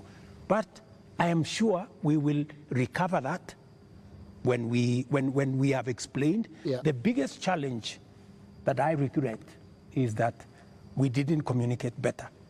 Maybe we failed in explaining to Kenyans what the finance bill was all about. Because I promise you, if I am given a chance to explain to the people of Kenya what was in the finance bill and what the finance bill would have done for this country, every Kenyan would have agreed with me. But my regret is that they would say you were here, Mr. President. They said you would have explained. We didn't explain ourselves better. Maybe my communication team failed. Maybe I'm sure my communication team failed. Our communication architecture did not deliver, did not get the message out to the people of Kenya. In fact, if you look at what people were saying, they were saying, for example, there is a matter of land on the finance bill. There was no matter of land in the finance bill, not even a single line. And it is on that basis that people rejected the finance bill and many other things that were not in the finance bill. Now, communication is about words, Mr. President. Let's go to the deeds, because when you see what Gen Zs are doing, for the first time in the history of this country, we've had protests on the altar of the Holy Family Basilica. Because the young people of this country are telling you the political culture, which you've been part of having politicians speak in church, converting the platforms into, converting the pulpit into campaign platforms, must end. So I'm not hearing you addressing and looking more inward into this whole picture that the Gen Z is painting. They're not just talking about some of those things that you're raising. On that, Linus, I have even had an occasion to speak to church leaders here. On that, on matters of politics on the pulpit, I am 100% aligned. We shouldn't be using pulpits in churches or in any other places of worship to prosecute politics. It is not right. And I agree, we need to change that culture. We need to change the culture of Harambee. Harambee started as a noble exercise. It supported many people to go to school. It supported many people to deal with the challenges of medication and hospital bills. But I think it has been stretched. It bred corruption? It has stretched too far. And I think it's time, corruption? As a country, we must stop corruption. We must stop Harambees, because it is occasioning and it is breeding, if I may say, corruption. Yeah, because when your aid of a much lower pay grade donates 20 million shillings to a church fundraiser, there is something fundamentally wrong. And that is why this conversation is necessary, so that we can stop it. Conversation, Mr. President. On Wednesday, you said you are hearing that there is what the Gen Zs are saying, and you're going to initiate a conversation. We saw the head of public service release a press release saying that there is now a formation of the National Multi-Sectoral Forum that will bring together all people. And you started having conversation with church leaders. The Gen Z, upon seeing this, are saying, we did not ask for a conversation. We asked for action. So what action is going to precede this conversation? Because the conversation is another talk. It reminds people of the NADCO talks, the BBI talks, the IPPG talks that just happen and they just don't end. And people are saying, we want action, Mr. President. We will participate in action, in conversations maybe later, but for now, Mr. President, yes, what's the action? I promised that I will engage the young people. Yeah, I promised. I was just making good my promise. And I promised a multi-sectoral forum, and that's what I have put out. I also promised that these are some of the topics I want us to discuss. I want us to discuss debt. I want us to discuss taxation. I want us to discuss unemployment. I want us to discuss corruption. I want us to discuss these issues. And it was a suggestion, and I am open. I am hearing that the young people are saying, we don't want a multi-sectoral forum. Maybe we should have an engagement with the president on X. And I am open to having an engagement with the young people on a forum that they are comfortable with. If they want digital? If they want me to engage with them on X, I will be there. At this point, Mr. President, do you think you know what the young people want? I have many young people in my house. Are they telling you all is well? The same ones that are in all these other spaces. And they want an engagement. They have ideas. They have suggestions. And I am open. If what we are doing on the digital space, on the housing program, on the export of labor, on manufacturing, if they have suggestions, I am open to those suggestions. They can improve, they can change, they can make new suggestions. And I also have a responsibility as a father, because these are our children. I have also a responsibility to guide and to listen to them and to tell them, yes, on this, I agree. For example, on let's not have a spouse's office. I agree. Let's not have CASS for now. I agree. Let us not have Advisors. Advisors. We will agree. Let us not have churches being a space for politics. I agree. So many of these areas, we need to even have a conversation. If we are paying 46% of our revenues for salaries and wages, when the legally established space should be 35%. That is why I started a conversation with Salaries and Remuneration Commission. We must deal with the issue of wages and salaries so that we bring them down to 35% and leave more money for our development. That is a conversation I am very happy about. When? Mr. President, it's been 2 weeks. It's been 2 weeks of you saying every day we are going to have a conversation. We just you know what they say on social media? I said they call you the president of tutafanya, tutatenga, tutafanya, tutarudi. No, it is always futuristic. But I'm here. You're saying, but I'm here. We are going to have a conversation. I said within a week. I gave a timeline. Within a week. Yeah. So within a week we will have agreed on where are we meeting. Are we meeting at the X space? I am ready for that X space. Are we agreeing on this multi-sectoral? I'm waiting to see the suggestions that Kenyans have. I don't want to prescribe any suggestion, but when I give out a suggestion, I expect feedback. I expect people to say, maybe this is okay, maybe this is not okay, and then we agree on a way to move. Mr. President, any of them analyzing what you have actually said tonight on the issue of your advisors, your cabinet, what you're going to do, what Kenyans like to call heads that are going to roll as a result of this national shame, because that is what many people have called it. You have said, watch this space. And here there are all these other things that young people are asking you about. What is that concrete thing that you're telling them tonight that I have heard you? These are the things I've heard you say since all these things started, and this is what I have done. Because you seem to have withdrawn or declined to sign this finance bill rather grudgingly, but not in good faith, having understood what people were saying. You're regretting this thing. You're saying, you guys mutaona, mmekataa lakini mutaona. That is what we're hearing. Let me tell you that I will not lie to the country that putting down the finance bill is going to be easy. I'll not be a leader. I have to be brutally honest. And those consequences, it will start with me.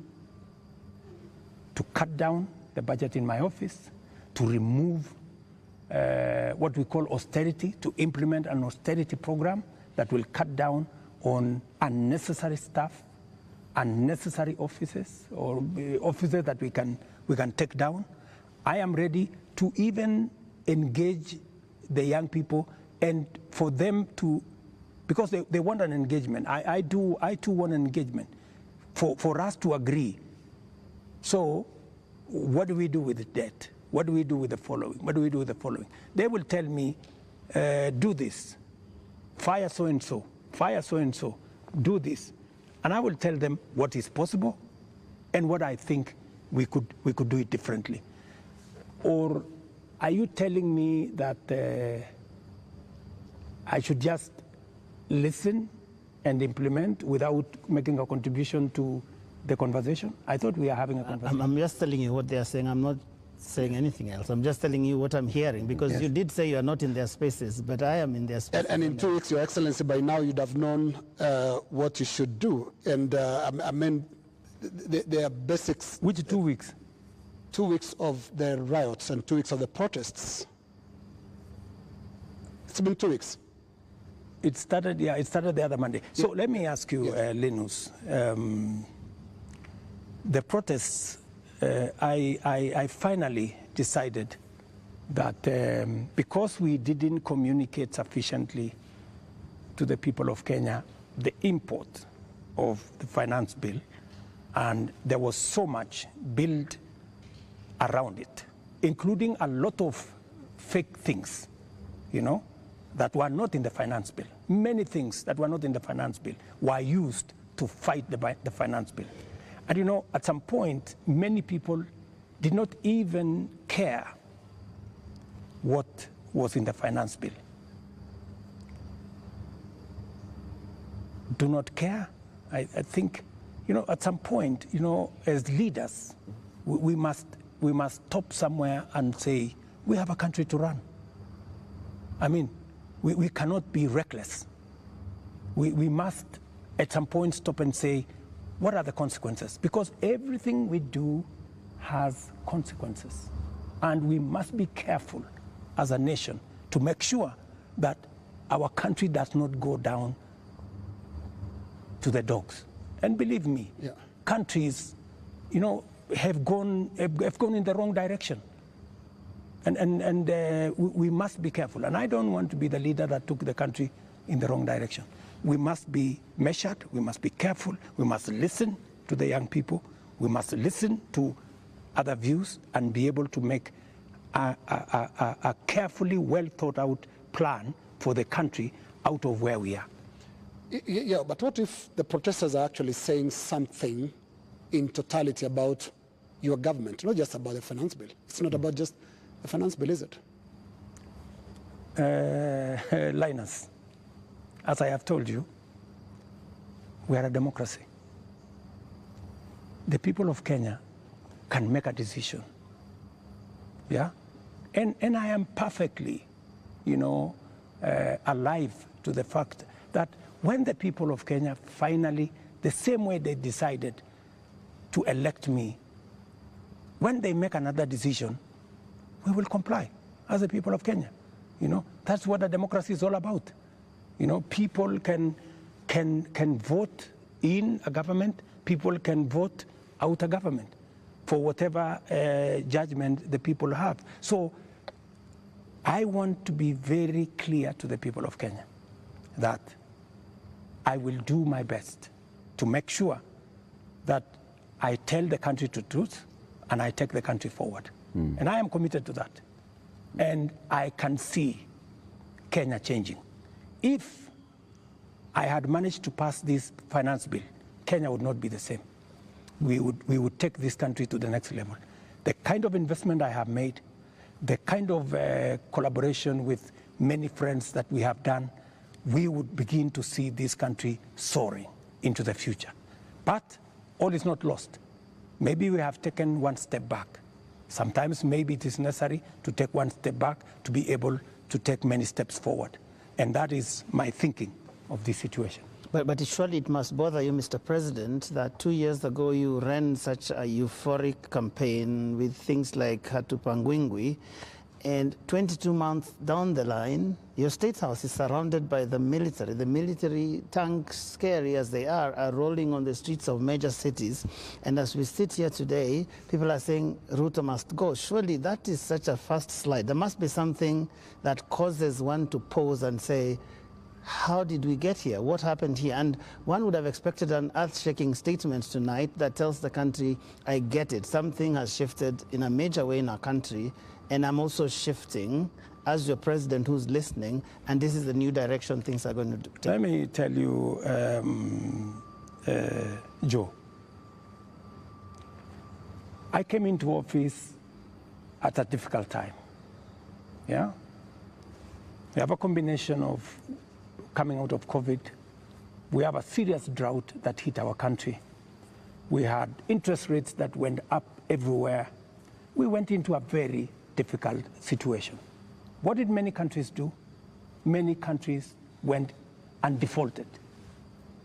And I don't want to mention countries because it's not right to mention.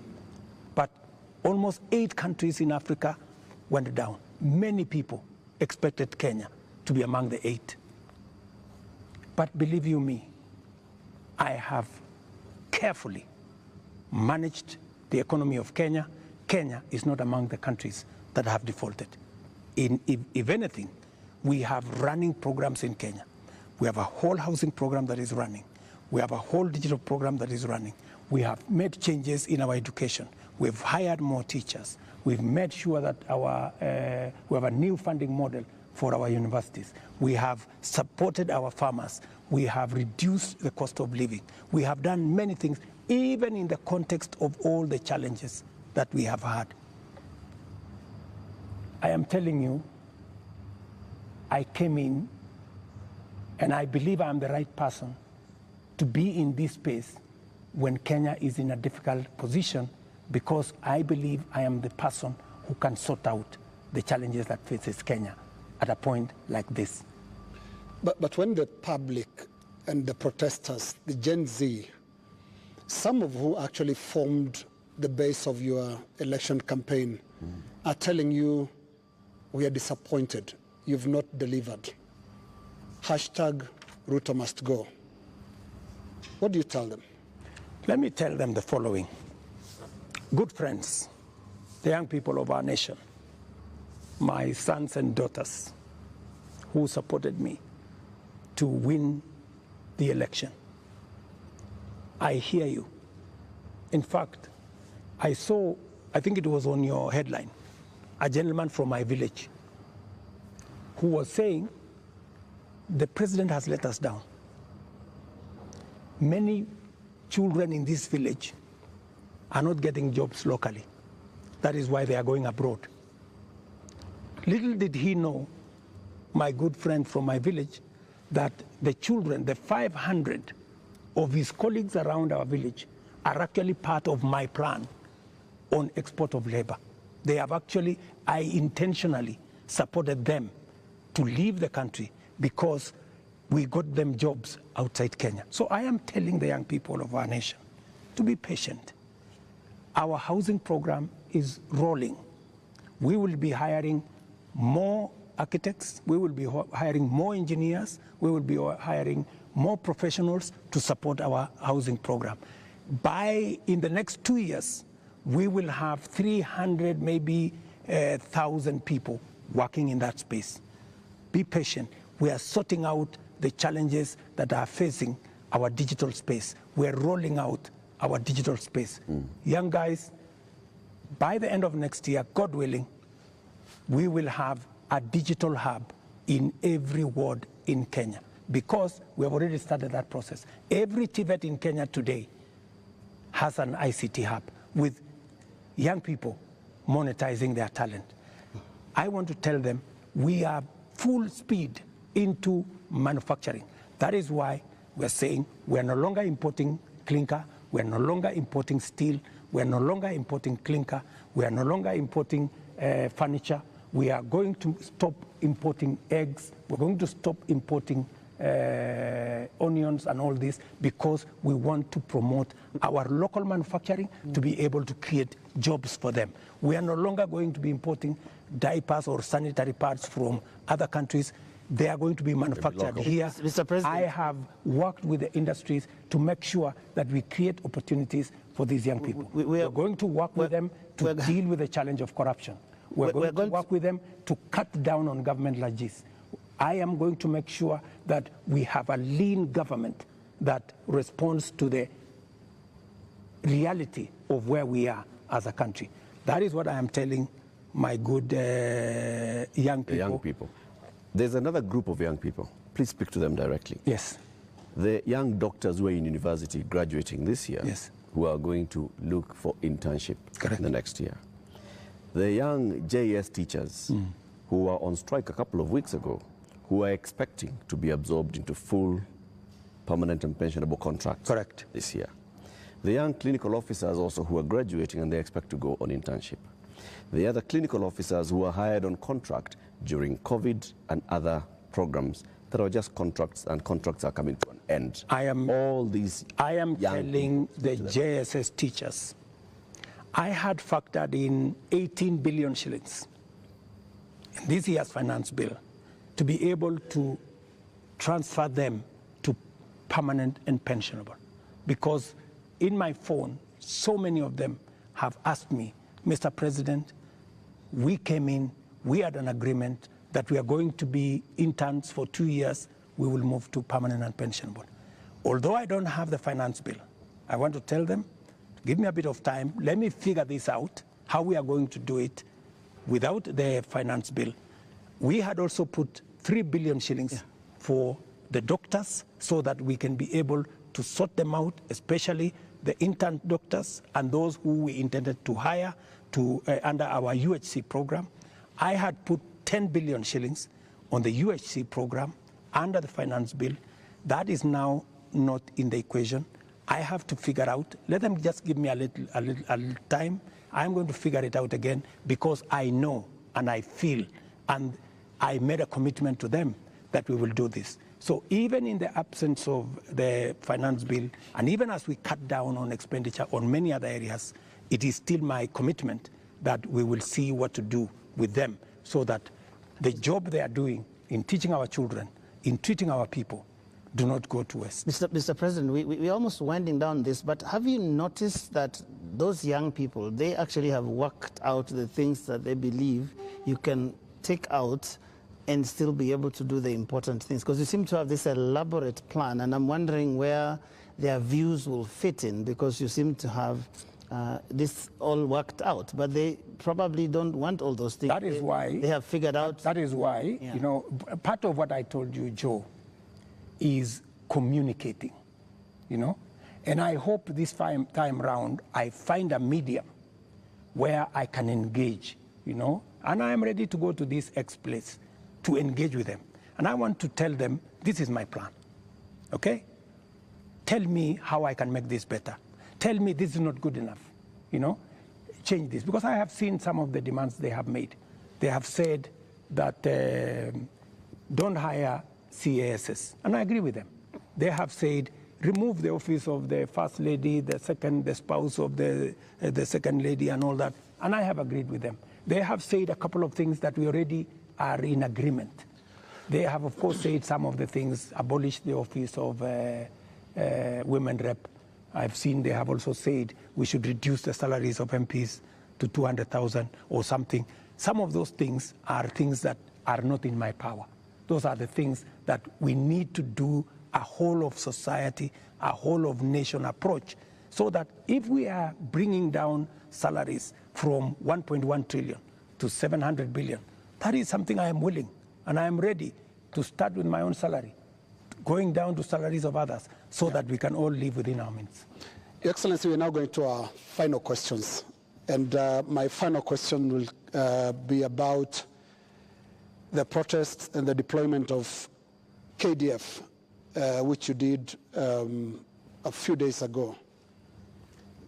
Now, the Gen Z, millennials, and the online Kenyans that are organizing these protests are promising to be back on the streets on Tuesday.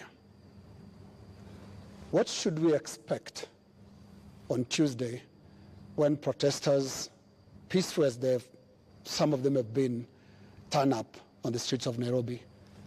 Do we expect them to be chased away by the Kenya Defense Forces? First, the Kenya Defense Forces will not be on the street. They only come as a last resort.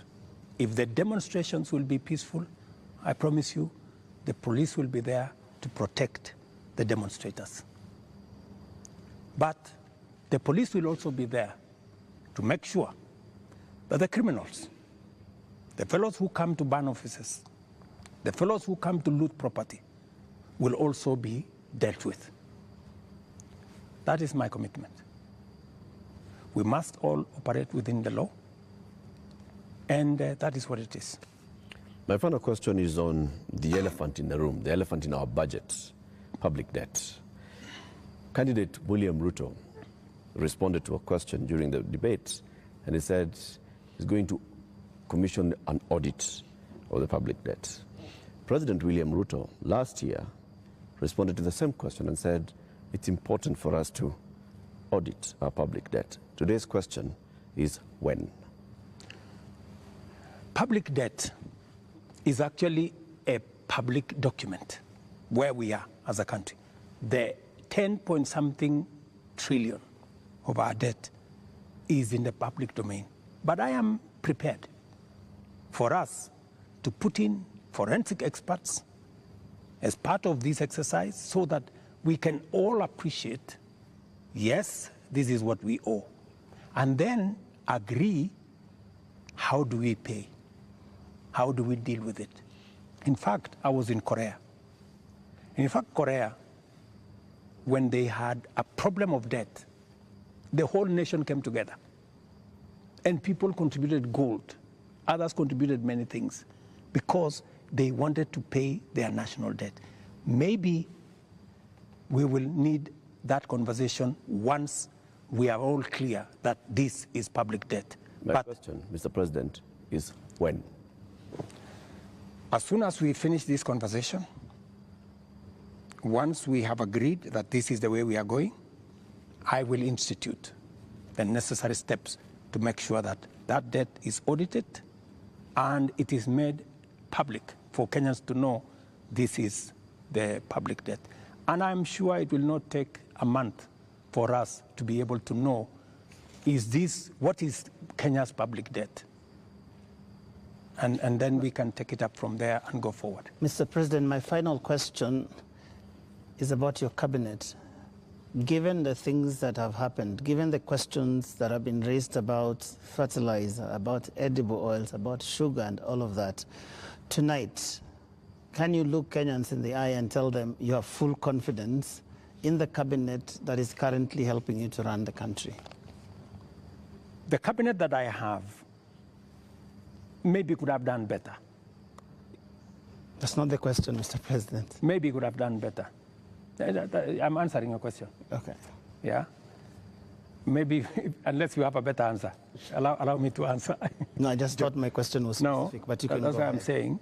So maybe my cabinet would have done better, right? And I am going to do a soul searching on how we need to move forward. All right. Thank you very much, Mr. President, for your time. Ladies and gentlemen, that is where we end this conversation with the President tonight. My colleagues have been Lena Skaikai from Citizen TV, Royal Media Services, and Eric Latif representing KTN News from the Standard Media Group. And my name is Joe Ageyo from NTV. Do have a lovely evening.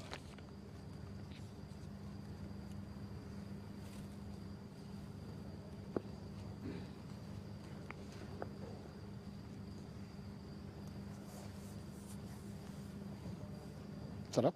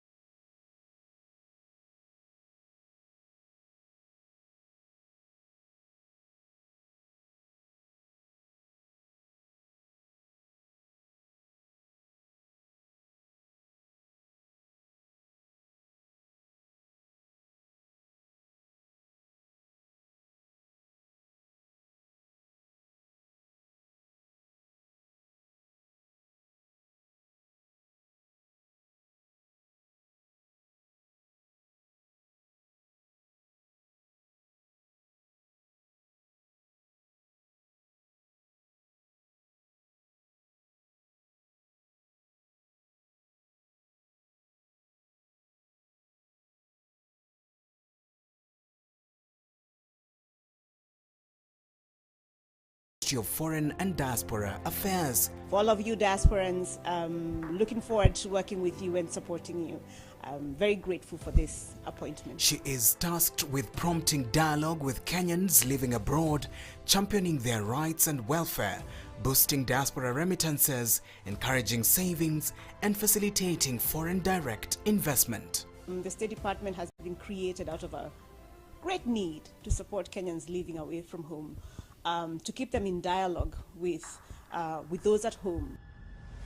Born in 1984 in Kitale, located in the western part of Kenya, Roslyn grew up as the youngest of her 5 siblings. Her mother was a teacher and her father worked for the Kenya Prison Service, and this saw them move from one town to another. Before her appointment, Roslyn was a lecturer at Riara University Law School and Kenya, the University of Nairobi, where she is also pursuing her PhD. She is an advocate of the High Court of Kenya with over 14 years of legal experience, advising corporations in technology, health, energy, co-founder and partner in charge of the commercial law practice at LexLink Consulting.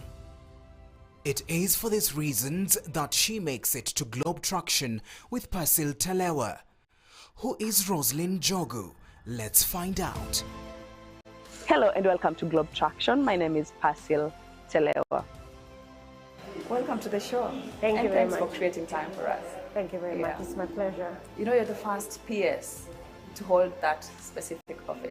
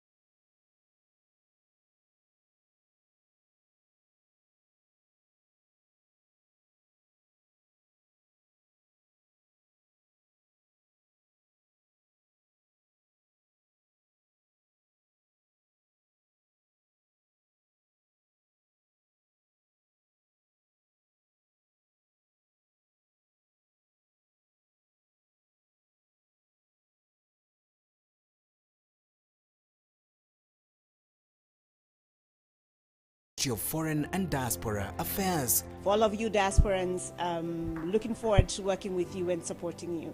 I'm very grateful for this appointment. She is tasked with prompting dialogue with Kenyans living abroad, championing their rights and welfare, boosting diaspora remittances, encouraging savings, and facilitating foreign direct investment. The State Department has been created out of a great need to support Kenyans living away from home, to keep them in dialogue with those at home. Born in 1984 in Kitale, located in the western part of Kenya, Roslyn grew up as the youngest of her 5 siblings. Her mother was a teacher and her father worked for the Kenya Prison Service, and this saw them move from one town to another. Before her appointment, Roslyn was a lecturer at Riara University Law School and Kenyatta the University of Nairobi, where she is also pursuing her PhD. She is an advocate of the High Court of Kenya with over 14 years of legal experience, advising corporations in technology, health, energy, co-founder and partner in charge of the commercial law practice at LexLink Consulting. It is for these reasons that she makes it to Globe Traction with Pasil Telewa. Who is Roslyn Jogu? Let's find out. Hello and welcome to Globe Traction. My name is Pasil Telewa. Welcome to the show. Thank you very much. And thanks for creating time for us. Thank you very much. It's my pleasure. You know, you're the first PS to hold that specific office. It's an honor, as I said. It's a real honor. It's a pleasure. It's also the responsibility on my shoulders is quite heavy. You have to do the work of institution building. You have to think about what that State Department should look like in another 60 years, 100 years, in an extremely globalizing, increasingly globalizing world. And ask yourself, what does a diaspora-facing, a diaspora-centric State Department look like? How does a government begin to embrace people who are traditionally not within its borders and begin to serve them? So it's the hard work of building a startup now, but it's also the hard work of seeing what 100 years from today looks like. Have you been working with government before? How has been your career? Not Just really. Give me an overview. So I'm a lawyer Yeah. by profession. I have been practicing commercial law, but I've also been an academic for the last 14 or so years. So I teach law. This is my passion. This is what I have done for a long time. I have to, I'm the last one of 5. Oh, look at you, look at you. So I'm speaking to the last one. Yes, I am aware of all the memes that we have about last born, and I approve. You approve. I'm glad you tell me which ones apply for you. I approve. So when you look at some of these memes, really, you're blown away by Kenyans sort of how creativity, right? So there's the one for they have a picture of a monkey dying, right? And they say something like the last born amembuosha vyombo, right? Yeah, so I love those. The first part of my life, I went to school in Meru, where my family is from, and that's from lower primary school and boarding school from age of 9, from grade 5. I look back to my childhood with a lot of glee. It was interesting. I did grow up, as I said, around the country, and a big part of my upbringing was in the country. So the usual things of going hunting with dogs, with the other children, and with my brothers and sisters, fetching firewood, the whole thing. What does a firewood girl look like? Anyway, so there is that part of my life which is fun. And just living out there, herding cattle, those are things I've done. That was a fun, very rich part of life. I did eventually go, and I think we need to pause for this. I went to Alliance. Yes, yes, another meme. So that means you are pretty good. Yes. Which I'm so proud and happy to talk about. You're pretty good because, Alliance didn't accept anybody, yes. Those years. Yes, so I am, my children watch a cartoon called Peppa Pig. And the smart kids in Peppa Pig are called clever clogs. So I'm a bit of a clever clogs. I did very well at primary school level. So I went to Alliance. I think there were, 2 or so girls from Meru who went to Alliance in that year, so I went to Alliance. And quickly realized that You're the smartest kid in the room until you're in a room of the smartest kids in the room. Yes. A bit of adjusting, right, and a bit of a bit of heat, but I loved my time at Alliance. Let's talk about now getting done with Alliance, and I've heard that you are at Harvard. Yes. Harvard girls. I've met a lot of Harvard girls, and it's engineering, and it's wherever, and it's wherever. I'm so glad to meet somebody who has done, you know, what you've done, and who is in this space that you are. Tell me, how was Harvard? So, and how did you get selected to be there? So after high school, I went to the University of Nairobi. The University of Nairobi. Yes, as you like the to say. University. Yes. I had done very well at high school. I had all A's. My name was the newspaper. It was a whole deal. Then I went to law school, had the time of my life at the University of Nairobi Law School. I had this yearning to go and study abroad and so on, and I hadn't managed to do that at undergrad. But by the end of my undergrad, I was like, I think it's time to go and do this now. So I made a list of schools I was going to apply to, and yes. I had on the list, I had Harvard, I had Yale, I had Stanford, I had Columbia. So I had basically, you know, the biggest schools in the Ivy. And at the time when I had to do my applications, really I had application fees for one school. Right, because I think at the time it was like $80 or $70 or something. And that was still a lot. That's a lot of money. Yeah. That's a lot of money. I was a student on help, you know, there is life to live. Yeah. And so at the very last minute, my brother gave me $80 and I applied. And I had one shot and I applied to Harvard and I was like, oh my goodness. I hope it goes through. I hope it goes through. And also, I think I'm an idiot for applying to one only. But so I did, and by the time the offer came through, I was working at Anjawala and Kanas, you know, a pupil at the law firm. And, you know, it was a great So wait, day. Yeah. Rosalind, did you Yes. apply to Harvard when you were done with your undergrad, or you applied while you're still doing your undergrad? Towards the end, I applied because I think you apply, I want to say November, December, right? And then you only find out March, April, May. How old are you? You seem pretty young. You wait until I have food in my mouth to drop the how old are you question. No. I'm 38. Still young. Yes. Yeah. Yes, I guess I'd like to think so. Still young. Probably. Yes, I am 38. How has it been working for the government of Kenya? I think everybody has asked me, how is it going? How are you finding it? It's been the adventure of my life. Really? Yes.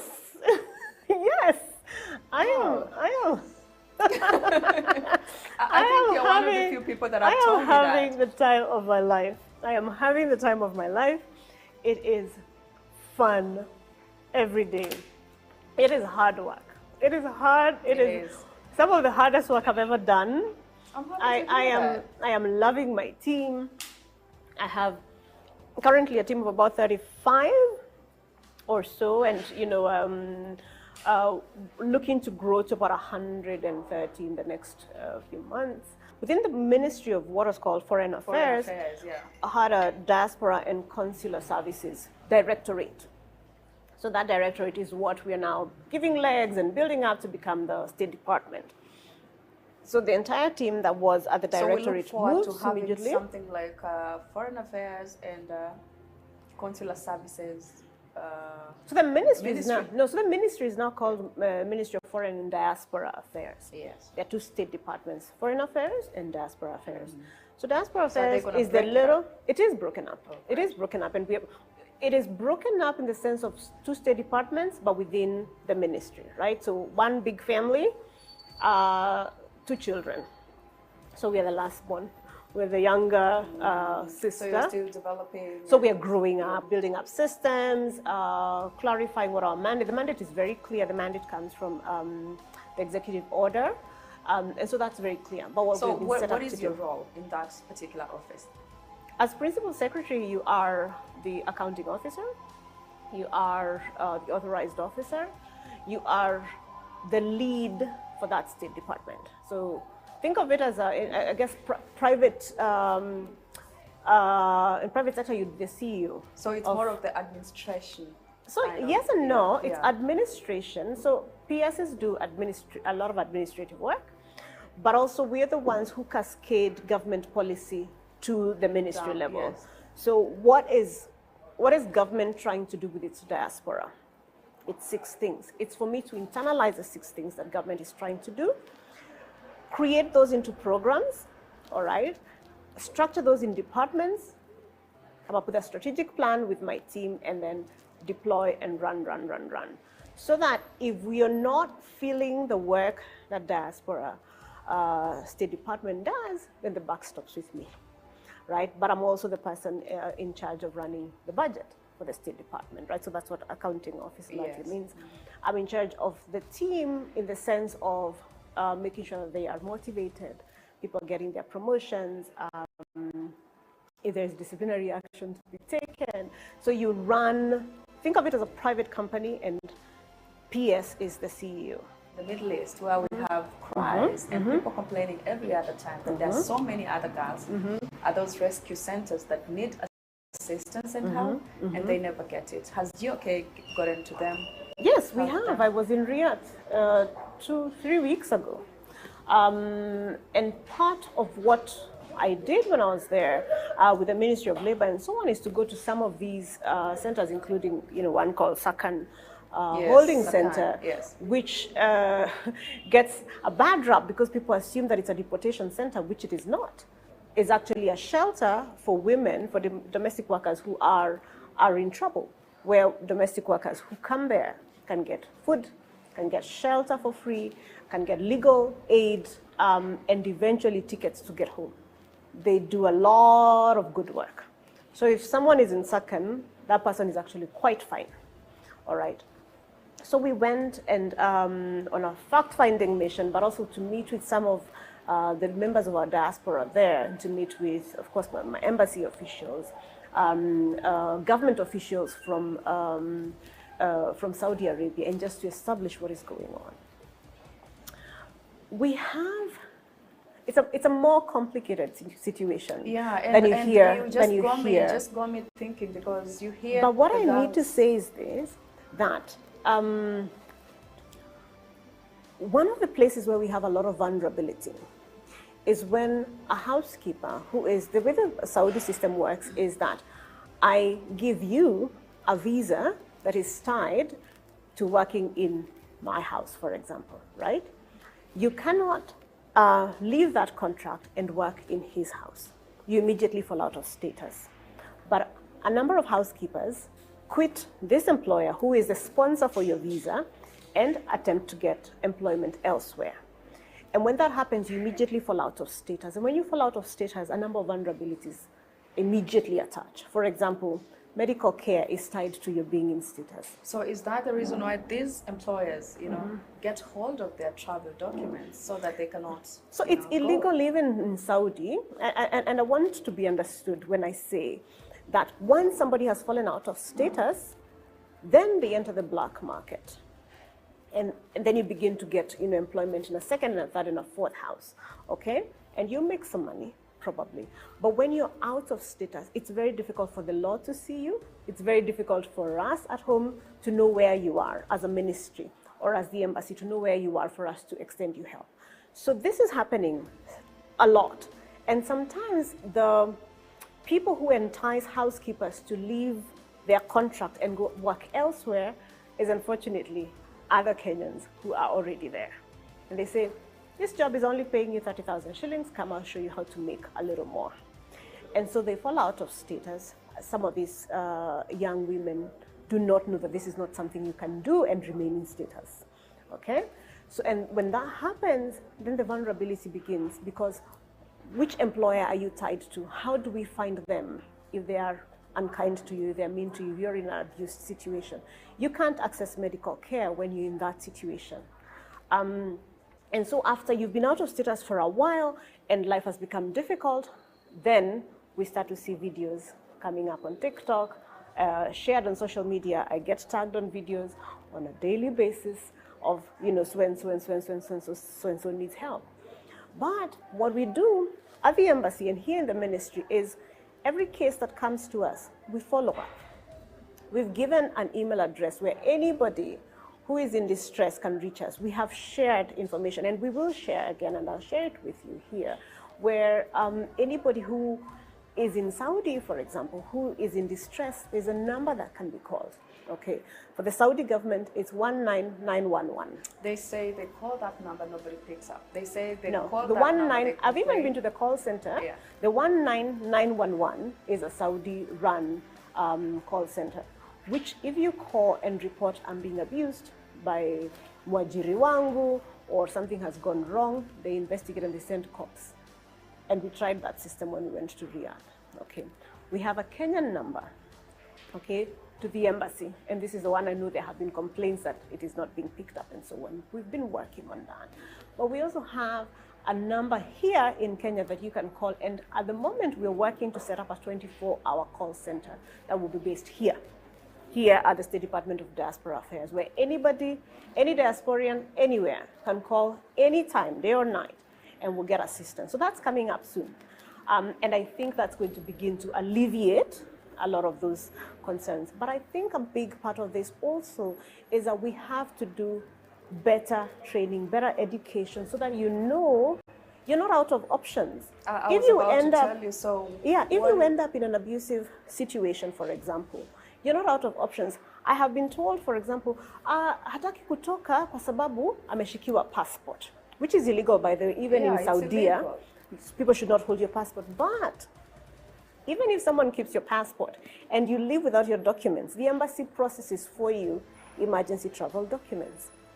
We do several every day, okay? So you should not feel like I have to stay in an unsafe place because what am I going to do without my passport?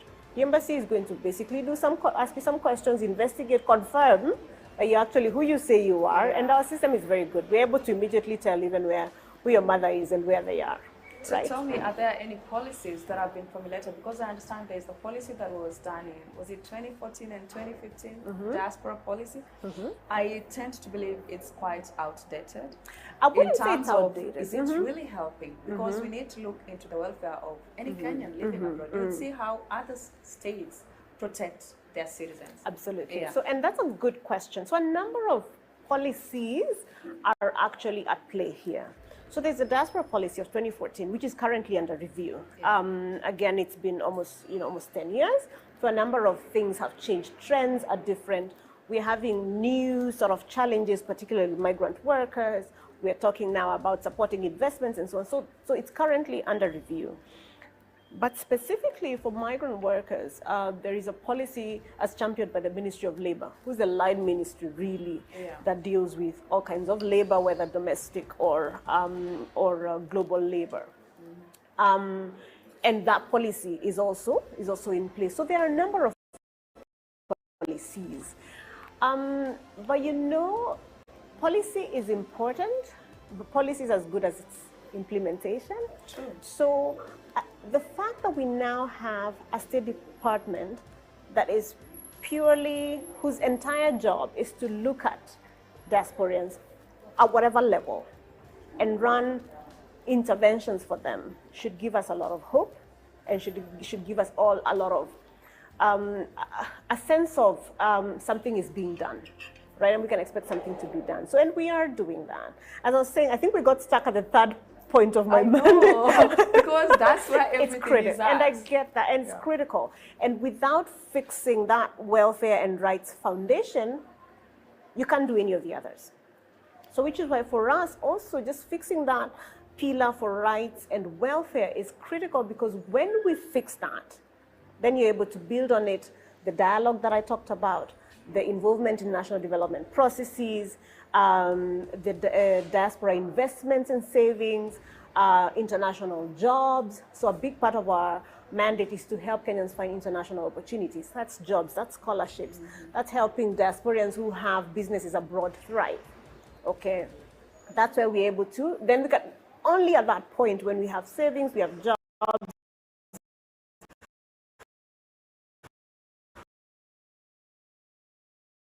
we have rights and so on, can we then begin to talk about the sixth thing, which is remittances. And if you fix these other 5 things, you never even need to talk about remittances. True. As they say, zinajileta tu, right? You fix these 5 things, and then it's almost a foregone conclusion. So it's a big mandate. Absolutely. Thank you so much. Thank you very much. It's my pleasure. And you can now enjoy your meal. No more talking. Thank you very much. I appreciate the table manners. I appreciate it. Yeah. Asante sana. I hope you enjoyed today's episode. Make sure you join us again next Saturday at 8:30 p.m. Kenyan time, only on KTN News, as we bring you more global stories on our show. If you have a story you'd like to share with us, please write to us through globetraction@standardmedia.co.ke or DM us on our social media platforms at Globetraction or at KTN News KE. You can also give me a follow on my social media platforms at Pasil Telewa on Facebook, Twitter, Instagram, and YouTube for more of behind the scenes. But until then, I hope to catch up with you again soon. Bye-bye for now.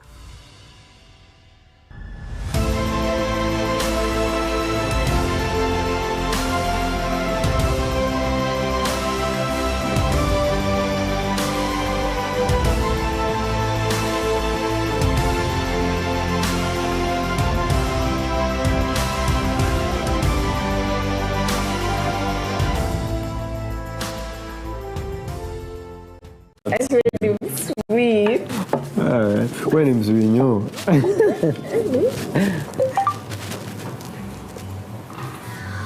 Wacha kuangalia. Tajua tunamwangalia. Kwani ni nani huyo? Si wangu. So tutoke hapa ama unataka kufanyia? Hatutoki hapa. Yes sir. Tunataka kucha. Samaki. Alafu madfish. Catfish, red snapper, fries, kukubiri, quarter. The most expensive wine. Very good for your menu. Okay.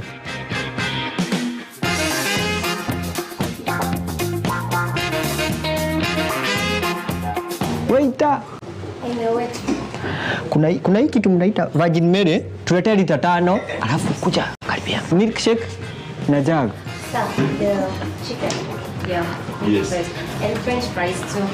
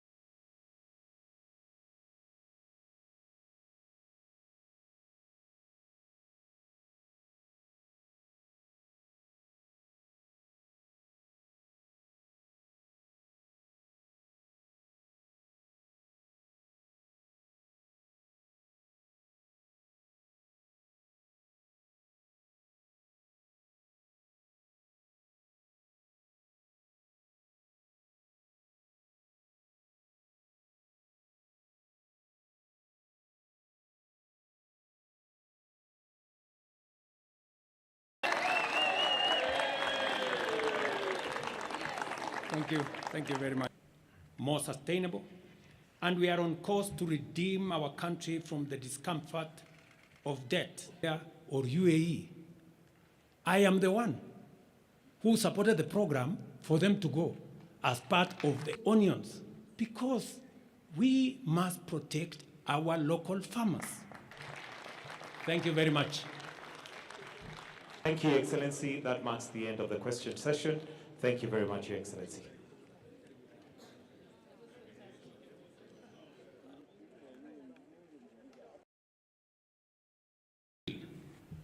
The country witnessed widespread expression of dissatisfaction with the bill as passed, regrettably resulting in the loss of life, destruction of property, and disintegration of constitutional institutions.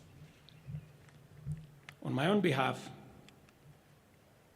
and on behalf of these members and many other Kenyans, I send my condolences to the families of those who lost their loved ones in this very unfortunate manner.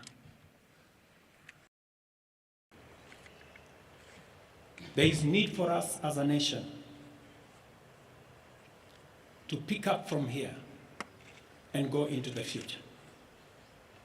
And I am therefore proposing that because we have gotten rid of the Finance Bill 2024, it is necessary for us to have a conversation as a nation going forward.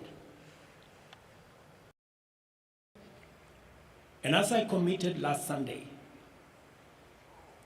I will be proposing an engagement with the young people of our nation, our sons and daughters, for us to listen to them. As I said on Sunday, listen to their views, listen to their proposals, their ideas, their concerns, and what they think we should do better as we go forward.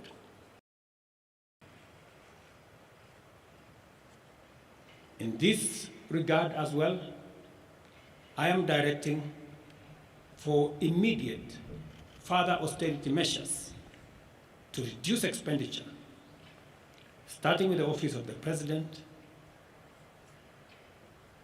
the entire presidency, and extending to the entire executive arm of government. I also propose that equally, Parliament, the judiciary, and county governments, working with the National Treasury, also undertake budget cuts and austerity to ensure that we do live within our means, respecting the very loud message that is coming from the people of Kenya.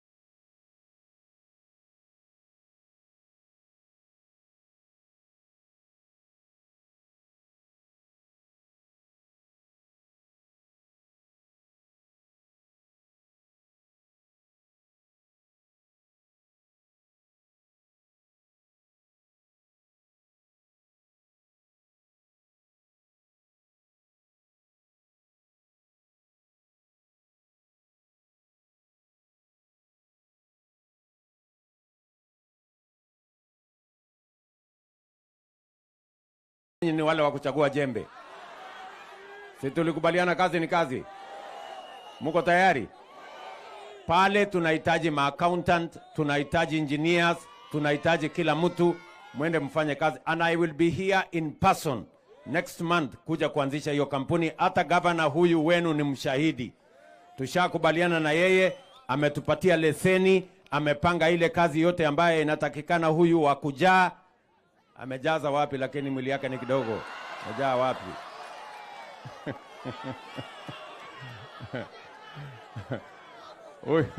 Huyu wa kujaa amejaza nini? Huyu wa kujaa ati amejaza amani na upendo. Haya, huyu wa kujaa amefanya hiyo kazi. Si namna hiyo. So yeye alikuja kwa ofisi yangu, nikaweka mwekezaji pamoja na yeye, wamekubaliana na mimi nitakuja kuanzisha hiyo kiwanda hapa, kwa sababu mimi nimesema hatuwezi kuendelea kama taifa kuwa supermarket ya nchi zingine. Ile mambo ambayo tunaweza kutengeneza Kenya, bidhaa tunaweza kutengeneza Kenya, tutatengeneza Kenya, wa vijana wa Kenya wafanye kazi na tujenge mali katika taifa letu la Kenya, tujenge utajiri wa taifa letu. Na ndio sababu last year nilisema mambo ya kulete furniture kutoka ngambo ikome. Mambo ya kulete simiti kutoka nje hapana. Mambo ya kuleta chuma kutoka nje hapana. Mambo ya kulete haya mambo madogo madogo ambayo tunaweza kuzalisha Kenya hapana. Hata pamba nimesema sasa tutakuwa tuna grow our own cotton so that we can have our own fabric and we can export from Kenya to America and other places. Tumekubaliana jameni? Watu wa Taita Taveta tunakubaliana? So tuendelee ama mnataka sisi tuwe supermarket ya nchi zingine? Si tujenge yetu ya Kenya? Kaka uwanja ndege landing position. Nyole ana anzianga hapa. Alafu kila wakati madriver wase. Alafu kuna wakati yeye analibanga, yeye ndo analipwa kuleta shule. Ana make sense kwa wale mwalimu? Wewe. Haya mwalimu. Sasa juu unafanya engineering, si uanze kazi ya investigation. Ndio unataka kuchange course. Abana. Aba wacha nikuwa mtu wa engineer kwanza kwa kwetu. Hakuna hata moja si amwahi kuona. Wote hakuna hata moja. Hakuna hata moja. But you need a reasonable sponsor, eh? Next issue please. Mwalimu, ile issue yangu ilikuwa nayo kubwa ni historia ya Madre. Manzi unaona huyu Snoop ama mgani? Hapana, Madre yani mashasha. Madriver madere. Madriver yani. Madriver. Oh driver. Niko nasikia madriver. Sio unapata kuiza wanaweka mabash, alafu wanaleta mabangi. Wanasema bangi ni legal, so wanazita weed. So hizo weed wakismoke wanasmoke kwa public, watu wakitembea. Akina nani? Ni wewe? Si ni nyinyi na kina nani? Bora ataja jiongelea, unajua mwalimu anasema kila mtu anasema mtu anasema shida yake. Mtu anasema shida yake. Sasa anasema shida yake. Shida yangu ndio shida yako. Sasa unataka kuongea shida za watu, wewe usimame huko kwenda. Shida yangu ni vile zinani affect. Madriver ina vile zinani affect. Sasa unapata wanavuta ama sisi tunaenda kukula chakula au unapata wao kila wanakula ni vako kwa barabara. Kuna wenye wanapita mtihani na watakani kupita kwa sababu wanajua mbinu zenye wanatumia. Mimi wanatumia mbinu gani? Kila mtu anatumia simu anatumianga wakati wa mtihani. Ninashinda watu waone lecturer unasema watu wa kukopi. Walikuwa na Can you name them here? Can you point them? Najijua. Taja watu. Huyo akiwa mmoja wao. Hawa wawili. Simameni. Hawa wawili simama ora. Simama. Pia mimi manze. Ninyi wawili. Usimame. Nikuja hapo. Bora nani shangaanga sana watu wasomangi darasa. Kwanza huyu mzee. Watu wasomangi darasa. Mimi nashangaanga wala mali. Koshua huyo hapo pingi. Hata mimi sema kweli. Usidanganye. Simama Abdi. Hapana, hajataja mimi mwalimu, mbona unaona mimi sasa? Wewe najua group, si ndio group yako? Hapana, group yangu hapana. Na siku ya mtihani mnakaa pamoja. Najua hapo kwa lecture room iko na stairs, wewe unakaa hapa juu. Mwalimu hapa chini. Mwalimu huyu jamaa hapa chini. Huyu jamaa wa lesson ndo alisema tukae pamoja. Alafu ule mtu anajua majibu anakaa juu kabisa. Unajua mimi sijui, unafikiria sijui maneno? Mwalimu, acha mimi nitasema ukweli. Wacha mimi niongee. Kama maneno nikumaliza saa hizi, wacha basi tumalize saa hizi ora. Wacha mimi nimwaga unga. Ni kweli hao watu wanagopingi mimi. Wanagopingi mimi, mimi nitawasema unakopi nani? Sema mimi. Abana kopi. Sema tu. Akili yangu mimi nako nayo. Natumia akili yangu. Haya, continue. Msimame. Tukimaliza kampo, kila mtu ataenda kufanya kazi, pengine nursing, si ndio? Tunajaribu kusema tutakopi kazi. Ngoja hiyo nurse. Ngoja. Hao watu niko na proposal na lazima ikuwe adopted. Haya, wewe Abdi. Haya. Cliff, Pablo. Mshikane muanzishe kampuni ya photocopy. Photocopy hadi mwalimu. Wacha tuanzishe tu ya leso mwalimu. Bana photocopy. Mwalimu acha tuanzishe ya leso sababu ngoja nimesema nini? Photocopy services. Alafu mtaita nini? Abdi po. No, Pablo. Acha tuite basi. Abdi po. Photocopy po services. Abokli sababu ya jina yangu Cliff. Abokli. Leo nimezia yako ya mwisho Cliff. Caribbean, furahia hii asili. Models martinis, bottles martinis, my pinkies bikinis, my mini na nini. Washare now. Wako juu.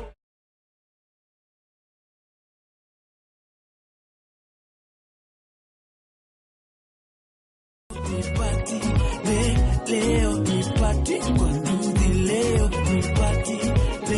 Leo ni party kwa nduthi, leo ni party.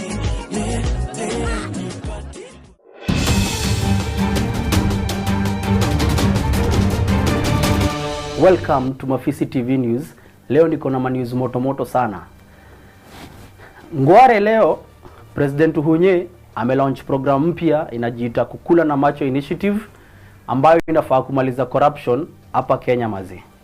Hii initiative mpya kulingana na Uhunye ameinstruct all officials from the government na pia na civil servants na wase wengine pia private sector wakuetua na kula pesa ya Wakenya na macho peke yake.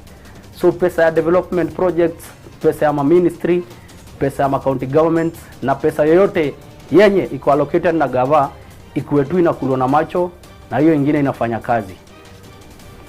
Uhunye amedai hii initiative inafaa kupunguza corruption by at least 70% kabla mwaka iishe, na msee atabambwa kama hakuli na macho anakula na kitu ingine, atamadwa ama atafungwa jela for life. Tukiendelea na hii story, niko na expert mmoja wa kukula na macho. Umse amekuwa akona 10 years experience ya kukula vitu na macho. Karibu sana. Asante sana. Umse anaitwa Wargas Galgalo. Ndio. Mzai uko na expertise ya kukula vitu na macho for 10 years. Miaka 10 amekula tu na macho. Si ndio? Ndio maana tunaona mwili wangu kwa hivyo kula tu na macho peke yake. Si ndio? So umesikia Uhunye amelaunch program mpya. Amesikia. Inaitwa Kukula na Macho Initiative. Kukula na macho. Na amedai civil servants, government officials na wase wote wana do biz na gava wakwetua na kula na macho. Bora hiyo kitu amesikia. Yes. Na upande yangu binafsi wala atasaidia. Sababu mimi mwenyewe binafsi personally amefanya hivyo miaka 10 amesikia. Miaka 10 amefanya hivyo mkula tu na macho. Gula na macho peke yake. So hii kitu ambayo government ametoa wala bila atasaidia. Mimi najua atasaidia wala. Yes. Atasaidia. Sababu ukiangalia corruption ya Kenya baada amefikia size wala 150% size ako juu 150%. Sasa akiteremka mahali akuje 50% 80% sababu hii ni Kenya hizo kafika 20 ama 30% wala uongako atafika tu 60%. Yes. Alafu tutajua kutoka hapo tutajua tena ujanja mwingine government atakuja nayo amalize kabisa. Yes. Na umesikia kuna hii secretariat mpya imeformiwa inaitwa the Kukula na Macho Secretariat Committee. Ambayo ndio itakuwa enforce hizi vitu zinafanyika. So watakuwa wanazunguka around the country wanacheki kama wasee wanafollow hiyo directive ya president. So kulingana na wewe unaona itawak, si ndio? Wala itawak. Sababu hapo watu kitu kwanza amebatiwa mamlaka ile, akibata wewe na kama akuli na macho na kula na mkono anapigwa bingu na beleka mbele. Sasa hiyo kitu mimi natasaidia. Alafu watu ambao wanafanya kazi wanakuwa strict. Hapana ogopa mtu. Hapana enda kuna nguvu. Enda nguvu akiwezekana beba GFS 4 beka yake GFS 4 umbayo alafu tafuta umbayo ya Jimmy Shepherd enda nao ora kuna Afrika anasimama akiona umbwa. Sawa. Watu wanaogopa umbwa kuliko polisi. So umesema hii policy itasaidia, si ndio? Wala itasaidia. So venye tulikuwa tumebonga kabla twende lazima tu perform kasonga moja. Ngoma yetu moto. Yes. Hii ngoma mpya, kuna ngoma mpya tumetoa inaitwa Kukula na Macho So tutaflow kidogo kidogo, check wala ajab. Si ndio? Pesa ya barabara, wala kula na macho. Pesa ya masomo, kula na macho. Pesa ya port, kula na macho. Pesa ya railway, wala kula na macho. Pesa ya NYS, kula na macho. Pesa ya SCDF, kula na macho. Pesa ya county government, wala kula na macho. Pesa ya ministry, kula na macho. Pesa yote, wala yote macho kula na macho. Pesa ya serikali, kula na wala abana kama mko TV bana serikali tena. Hapana, si ndio hiyo tunasema. Kula na macho. Pesa yote, kula na macho. Yes. So hiyo ni ngoma yetu mpya. Jitambulishe, ongea na mafans. Wala mafans yangu ile ako pale nyumbani ananiangalia. Wala kwa majina ambayo umesikia amenitwa Warges Galgalo. Agoko hapa station na mtu wetu ambaye anaitwa hapa hivi Jemo. Wala akitaka kuona ngoma yetu hii mpya ambayo umetosha. Wala anaweza kupata mimi through YouTube na Google peke yako, kompyuta yako, angalia tabata mimi, angalia Warges Galgalo, atabata ngoma yenyewe Gula na Macho. Sasa wala cheers bro. Inshallah ni samora. Tunaona. Asante wala inshallah. Na uende ukipreach your message wala atapreach kila mahali wala. Asante sana. So venye umesikia, hiyo ndio initiative mpya na lazima tu support uhunye kwa hii policy mpya. Wase wote wanafanya job kwa gava na pia wenye wako private sector, wenye wamekuwa corrupt na nini. It's a high time sasa mwanze tu kukula na macho. Ndio nchi yetu tuwe na marodi, mahosi, machuo zinaweza, unacheki, railways nini na pesa pia vijana iweze kusaidia mavijana, au sio? Till next time tutakuja na news moto hapa tu Mafisi TV News.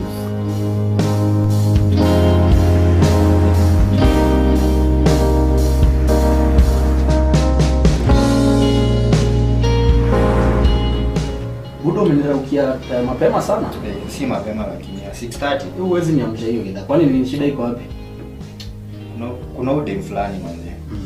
Udem nimekuwa nikimtaka. Manze siku mingi nimekuwa nikimtaka lakini kila saa nikimwambia to meet. Mwambia ni aje kuja mtaani. Hataki. Kwani namwambia nini kuja mtaani? Hataki. Ananiambia ati labda tupatane sijui place nyingine. Sasa hiyo place nyingine wewe niambie Jemukani wewe utasaidikaje? Mimi nitasaidikaje sasa hiyo place nyingine? Namwambia wewe kama mtaani haiwezi kuja, hawezi, amekataa kabisa. So, si ndio? Kwani itakuwa kusema mobilization skills zako ziko chini nini? Si hivyo, lakini hata kama ni hivyo haiwezi, hataki kuja mtaani. Yaani ni mtaani. Mungu kwambia lazima uko na tactics. Na hiyo unajua vitu lazima uzaliwe nazo, lazima uko na hizo talent. Gani hizo? So unataka tufanye kitu akuje mtaani akuje mtaani. So niko na idea itawaka. Si tufanye birthday yangu si ilishapita. Birthday yangu si imepita, ilikuwa sijui jana. Sawa, tufanye yangu basi.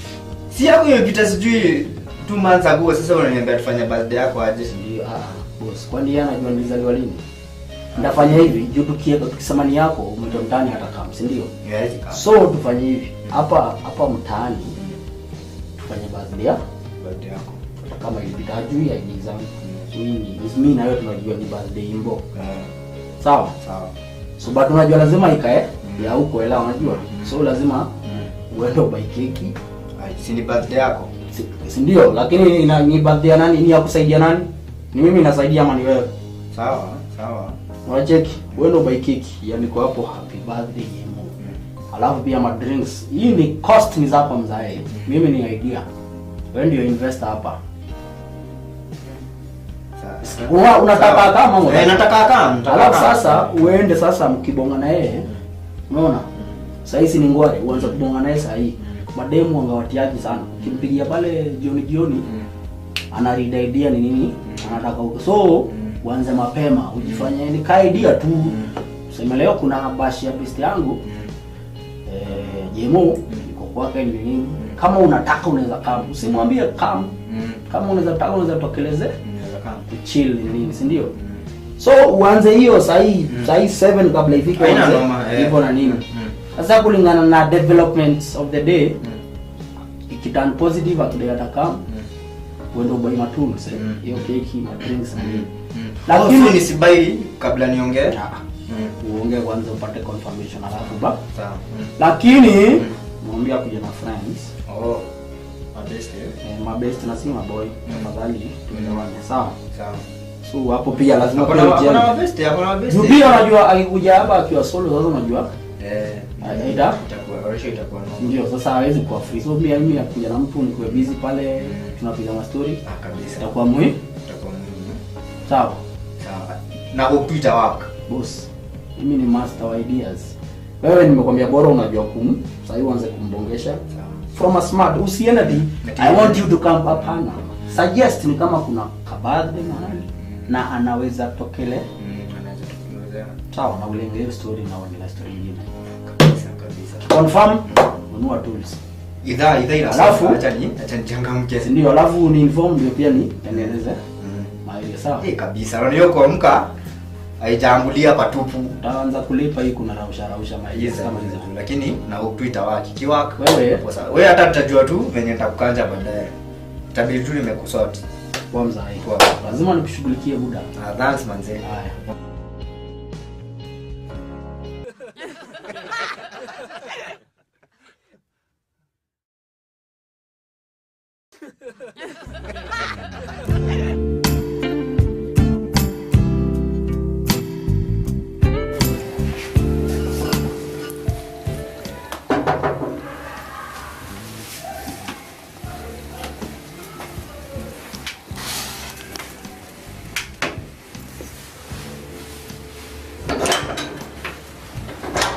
Fungua maana nimebeba vitu.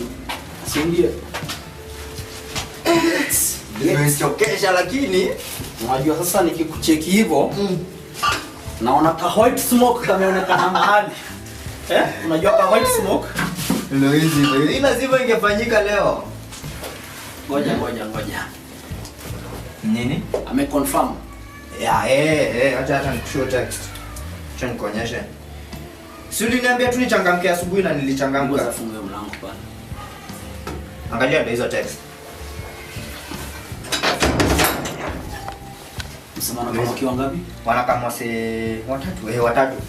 Watatu si ndio? Watatu kabisa. Sasa hapa Zaim. Leo itakuwa ni hapo sasa. Si ndio? Shikilia leo lazima. Nimechanga. Umesema zinakuja ngapi? Zinakam 3. Ngoja pigie vosti. Ngoja watu wakiwa watatu ni mabaya sana. By the mmoja akibakingi solo ana influence wengi. By the so lazima tumtamkie distraction. Sawa. Ita vosti. Ngoja. Vosti ni aje? Tokelezea. Bashman crew mzae tokelezea. Dui keki mzae. Tufungue. Si ulisema ni demo? Chance. Mzae. Kele uzito. Lazima. Sasa hizi mzinga. Kenye tutadu. Unajua nini? Kika hivi. Nini anatoa chama ukali sana. By the way. Tutengeneze punch. Hiyo punch. Tutengeneze. Ndio hizo zimeanza kufika.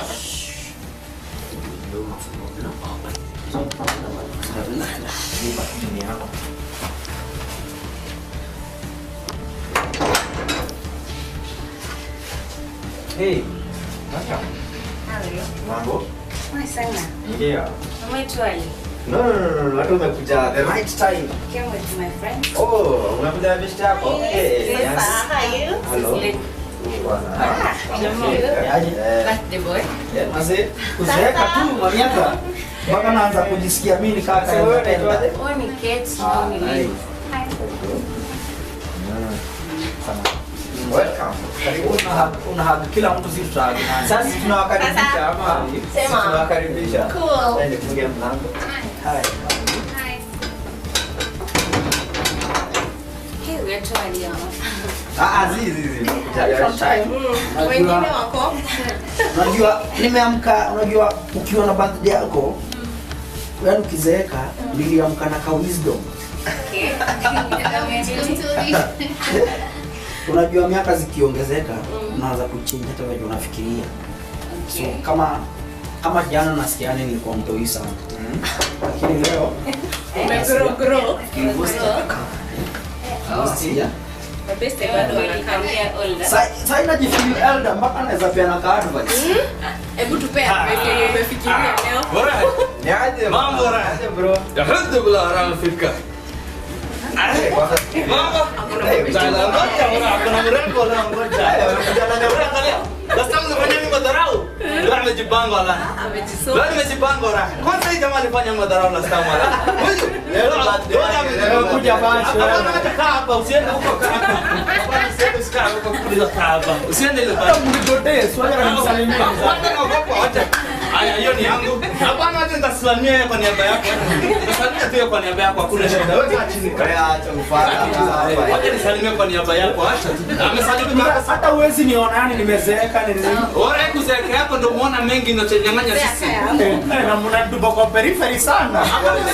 Unanichoreaje ndio? Madre ni yangu. Wewe songa nafaa kwa hapo. Wacha basi tusalimie. Nani salimia hawa lakini eka boundary hapa asipita hapa. Bosti. Rudi. Uko na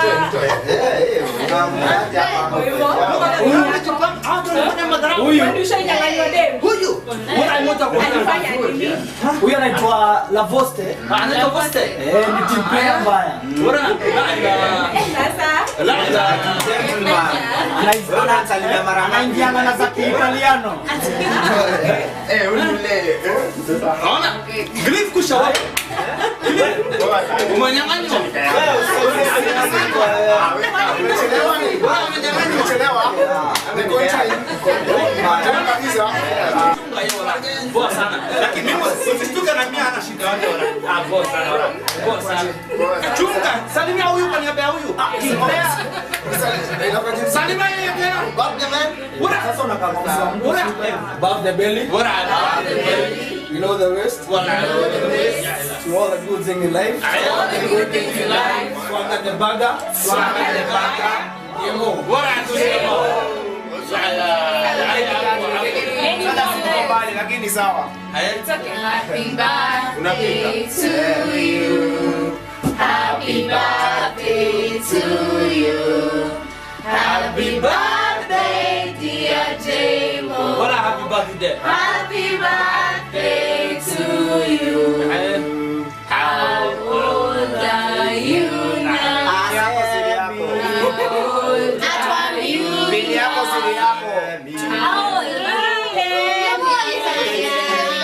Pini yako siri yako tu. Usiseme. Pini yako siri yako. Akidance kwa na kwa bali. Hapo sawa. Hapo sawa. Bora anabanda.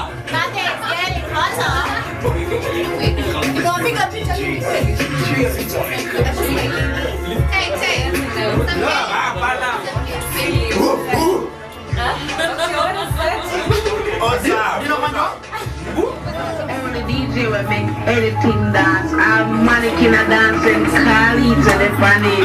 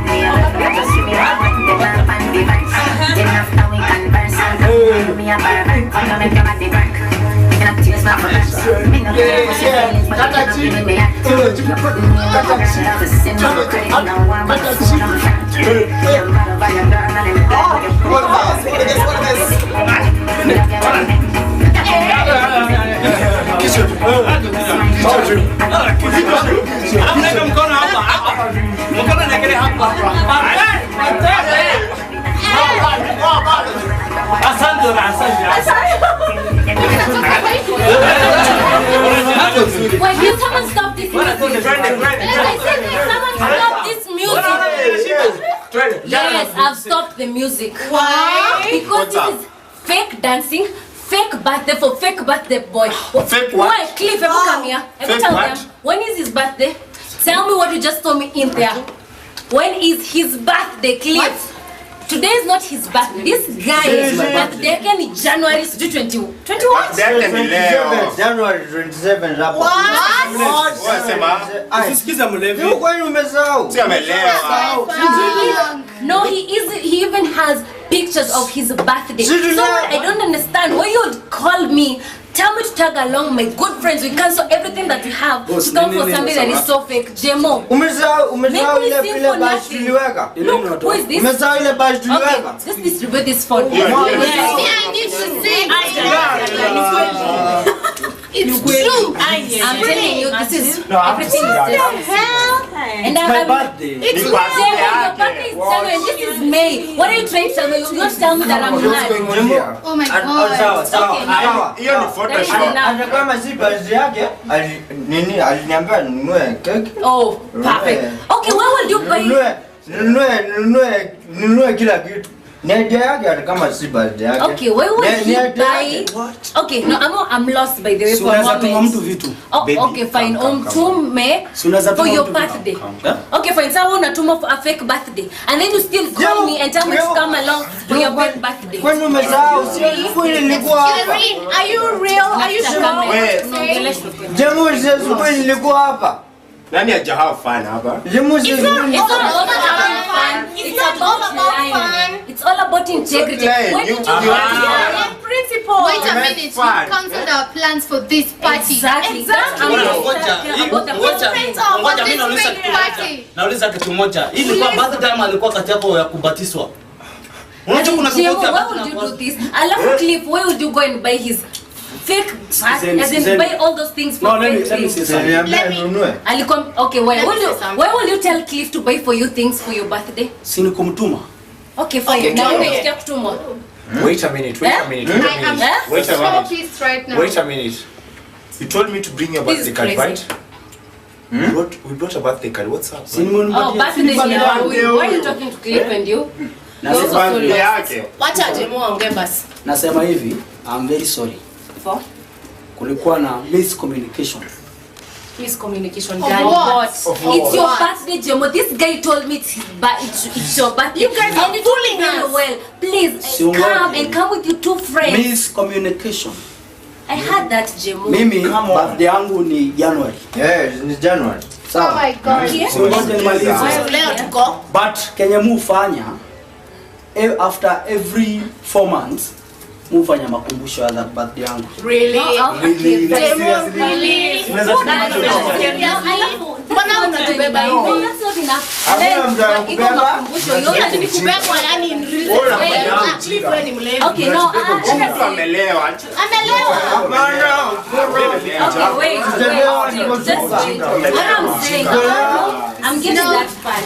It's your birthday is January, but after every few months you call people to your fake birthday, and then you say, no, listen, Jemo. Unajua kuna mdomo. Needs kuko za mpisi. Watu wametaa.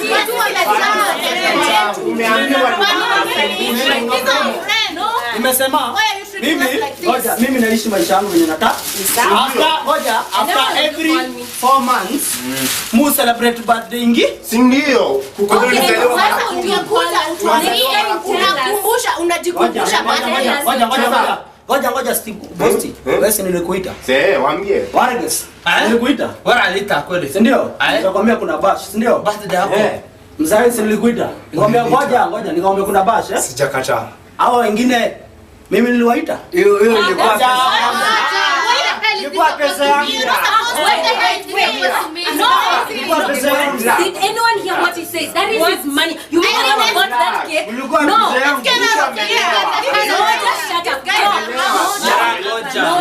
Talk.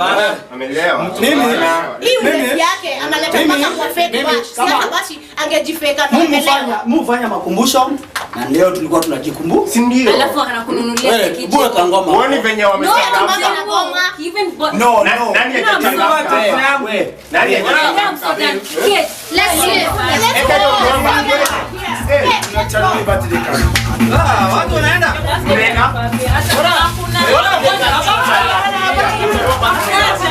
Zawadi yangu anaachana nao. Hapana zawadi bora ndio zawadi yangu. Hapana ngoja. Bora ngoja. unafungua kwa nini? Kufungua birthday. Anafungua zawadi ya nini? Unafungua zawadi yangu na hakuna birthday alikuwa hapa. Unafungua birthday ya kwa nini? Wanges twende achana na. Hapana. Kwani wanja. Kwani afungua zawadi? Hapana. Kwani afungua zawadi? Hapana zawadi yangu na lazima.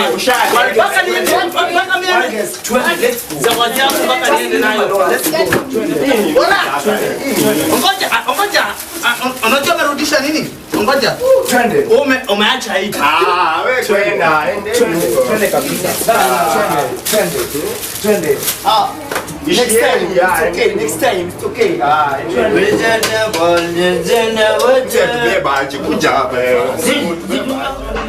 Caribbean, furahia hii asili. Models, martinis, bottles, martinis, my pinkies, bikinis, my mini na nini. Washare now. Wako juu. Usiondoke mbali nami, mi bado nakupenda. Usiende mbali nami, usiondoke mbali nami, mi bado nakupenda. Tangu niko na wewe ni furaha, kukosa tasa ni karaha. Bila wewe siwezi ishi, wako mi sio mbishi.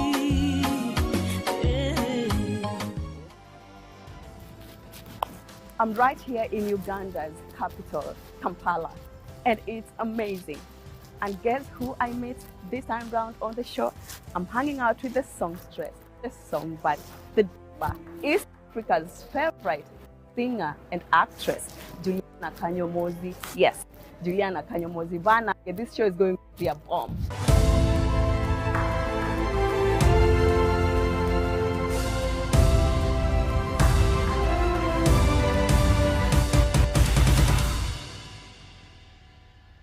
Born on November 27, 1980 in western Uganda, Juliana Kanyomozi is a well-known multiple award-winning Ugandan pop musician, an R&B and Afrobeat singer.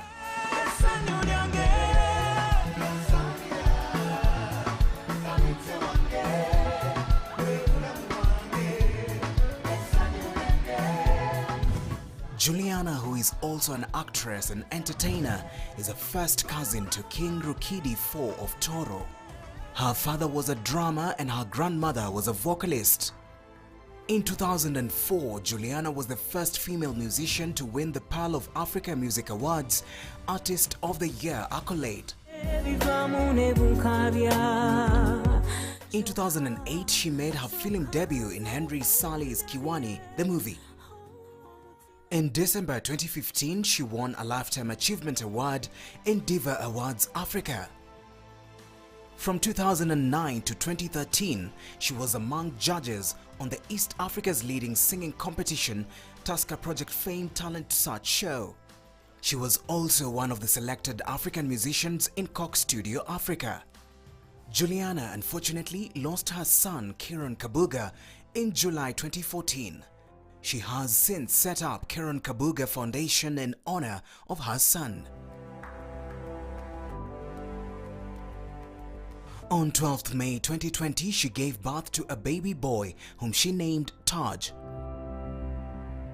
Today, Juliana Kanyomozi makes it to Globe Traction in this exclusive interview with Persil Telewa in Kampala, Uganda. I like the look. People know you, yeah, but for formality's sake, just introduce yourself. My name is Juliana Kanyomozi. Some people call me Judge Juliana, especially in Kenya. But my full name is Juliana Kanyomozi. My stage name is Juliana. I'm Ugandan. Grew up in Uganda. I'm a musician, actress sometimes. I mean, I do a lot of things, but yeah, mostly people know me for being a singer. What about your parents? How did they receive this whole singing, idea? Because you recorded your first album at 20. Yeah, first song at 20. Your first song. My mom was very protective. My dad was very supportive. Yeah. So They were you a daddy's girl? At the opposite end. Oh yes, I was Oh, daddy's look at girl. you. I was daddy's favorite. Mom was being mom. Mothers, we tend to be very protective of our children, more than the fathers. Not that they Yeah. don't love their kids, but mothers are more because of the the connection. So my mom was like, no, you can't be going out there. Oh my God. And then daddy, on the other hand, was like, no, man, this is good. And this is what she loves. She has the voice. Let her go. I was lucky that I had my brother, Is like, it to the always elder be or the younger? older brother. So he was sort of like my protection. I would go with him if I had to perform somewhere. And so my dad felt that, no, she's safe. I mean, she's got Eddie with her at all times. And you'd always tell me, once you're done performing, you come back straight at home. I'm like, yes. So that's how it started. You'll tell me about Eddie later on. Yeah. But I'm interested so much to know how you grew up, where you went to school to. Your English is amazing. Where did you go to school to? Yeah. I changed secondary school a few times, but for the most part, the secondary school that shaped me was called Namasagali College. I went there in senior 2, I believe, because I'd been in senior 2 in a previous school, so I repeated it in that school. And then I was there for the rest of my high school. I thought you perhaps went to, Britain or somewhere out of the country. Yeah, No. yeah. But that is a compliment. Thank you. It could be the people I was exposed to, my friends. I had a lot of friends who spoke good English, but even the school we were in, Namasagali, he was British. First of all, he is British. He's not there anymore. So spoken English was important to him. And talking about home, you remind me that you're still a new mom. Yes. Yeah. Tell me about fresh. Taj and your baby. You know his name? Oh. Yeah. Taj is fine. He's growing very fast. Yeah. He's a lovely, lovely boy. Time flies, really does. I had him right in the middle of COVID baby. Oh my God, it was How was what that an experience. How was that experience? It was COVID found me in Canada. Canada is your third home. Yes. Yes. You could say. You could say. Yeah. And so I had Taj there. And then we were stuck there for a year. Yeah, it was quite challenging because the whole world had locked down. We didn't know what was coming next. My hospital visits, I still remember walking into the hospital and it looked like a ghost house. Yeah. Because there were no people. It was dead. Apart from just the doctors. Because, during COVID, if you remember, there were people who were still allowed to go to hospitals, especially if it was They were calling something them that couldn't wait. Yes. There's a name they called them. There's a name they were calling them. But I remember me being pregnant, I had to keep going. And it was so scary. There were no patients in the hospital. Even some of the doctors wouldn't come. You would only go if you had a patient to treat. To treat, yeah. It's an emergency, sort of, yeah. But it was quite an experience. I think it taught me how strong I can be in a situation like that, where you don't know what's next. It's never happened to the world. So we're all, I'm sure. We're all learning. Yeah, you're like, what happens next? Does the world lock down forever? So did you get pregnant when you're still here? Yes. Or it caught you in Canada? No. I'd actually just arrived when COVID started spreading. 2-3 weeks in, COVID started making news. COVID started spreading. Yeah, I was about 5 months pregnant, 4 or 5 months. There's something about women, Juliana. Besides you being a singer and a celebrity, there's something about women. Yeah. Sometimes you have to plan how many babies you want in your head at some point. Yeah. So was Taj a plan for you? Taj was a baby I wanted to have, and so yes. Why did you want to have that? I wanted to be a mother again. Yeah, for those who know my story, I wanted to be a mother again. I wanted to be a mother again so bad. But it took me time to get to that place. Yeah. Yes, it took me a good 4 years to get to that place where I could open myself up to the idea of getting pregnant again. Yeah, I know. The trauma of I know. loss Yeah, yeah. affected me a lot. But yeah, I knew I wanted to be a mother again. And when that time came and I felt that I was ready. Let's talk about you. It's been a while and it's been ages since you are publicly in Kenya, if you recall what I'm saying. Yes. Yeah, but perhaps before I get to that, I'm so interested to learn and get to know more about the Kiroga Foundation. The Karen Kabugo Foundation? Yes, the Karen Foundation. Tell me about it. We started the foundation in 2015, I believe. Yeah. It was started in memory of my son, who was called Karen Kabugo. Karen passed away in 2014, and the foundation was an inspiration of something that he was very passionate about, and that was helping children. He was a very kind young man.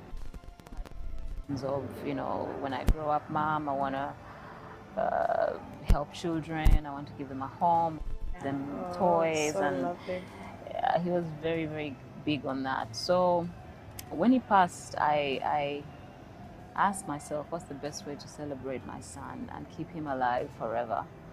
And so we came up with the foundation. I know you've spoken about that before, yeah, but perhaps to me it will be the first time you're talking to me about it and the viewers. But what really happened? How did we lose him? Karen had asthma from the time he was young. And so he got an attack, just a normal attack, he had so many attacks. We were even used to, we knew how to treat him. Yeah. It was the normal stuff, nebulize and all those other things. But this one was different. It was aggressive. And so I got a call from his teacher at school. I said, please come to school. Karen has had an attack. He was playing soccer. He loved soccer. He was a good soccer player. So he was in the field. He was playing soccer. And that's when he got an attack. I remember the day the weather was not good. It was very cold. And so I rushed there, picked him up, and things happened so fast. So we ended up in hospital, and he just got worse. And we moved him to Nairobi, to Aga Khan Hospital, and he didn't make it.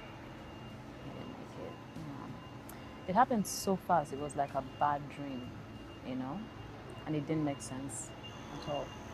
I'm so sorry.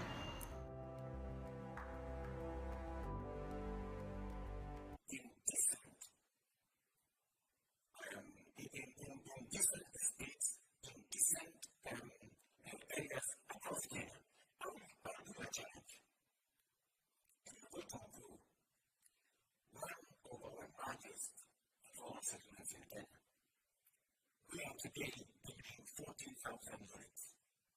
Then, the next couple of months, before the end of this year, I will be giving out keys to some of those houses that are ready. And for your information, some of these housing units are again social housing units. For the first time,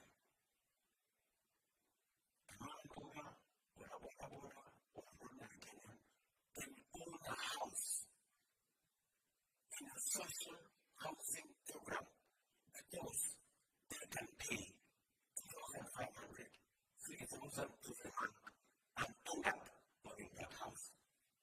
There will be other neighbors who will be owning other units, 1 bedroom, 2 bedroom, single units, 3 bedroom, and different categories. That's number one. Number two, we are also using that housing program to make sure that we reduce on the cost of mortgage. Now, the teacher, for example, can have a mortgage in 9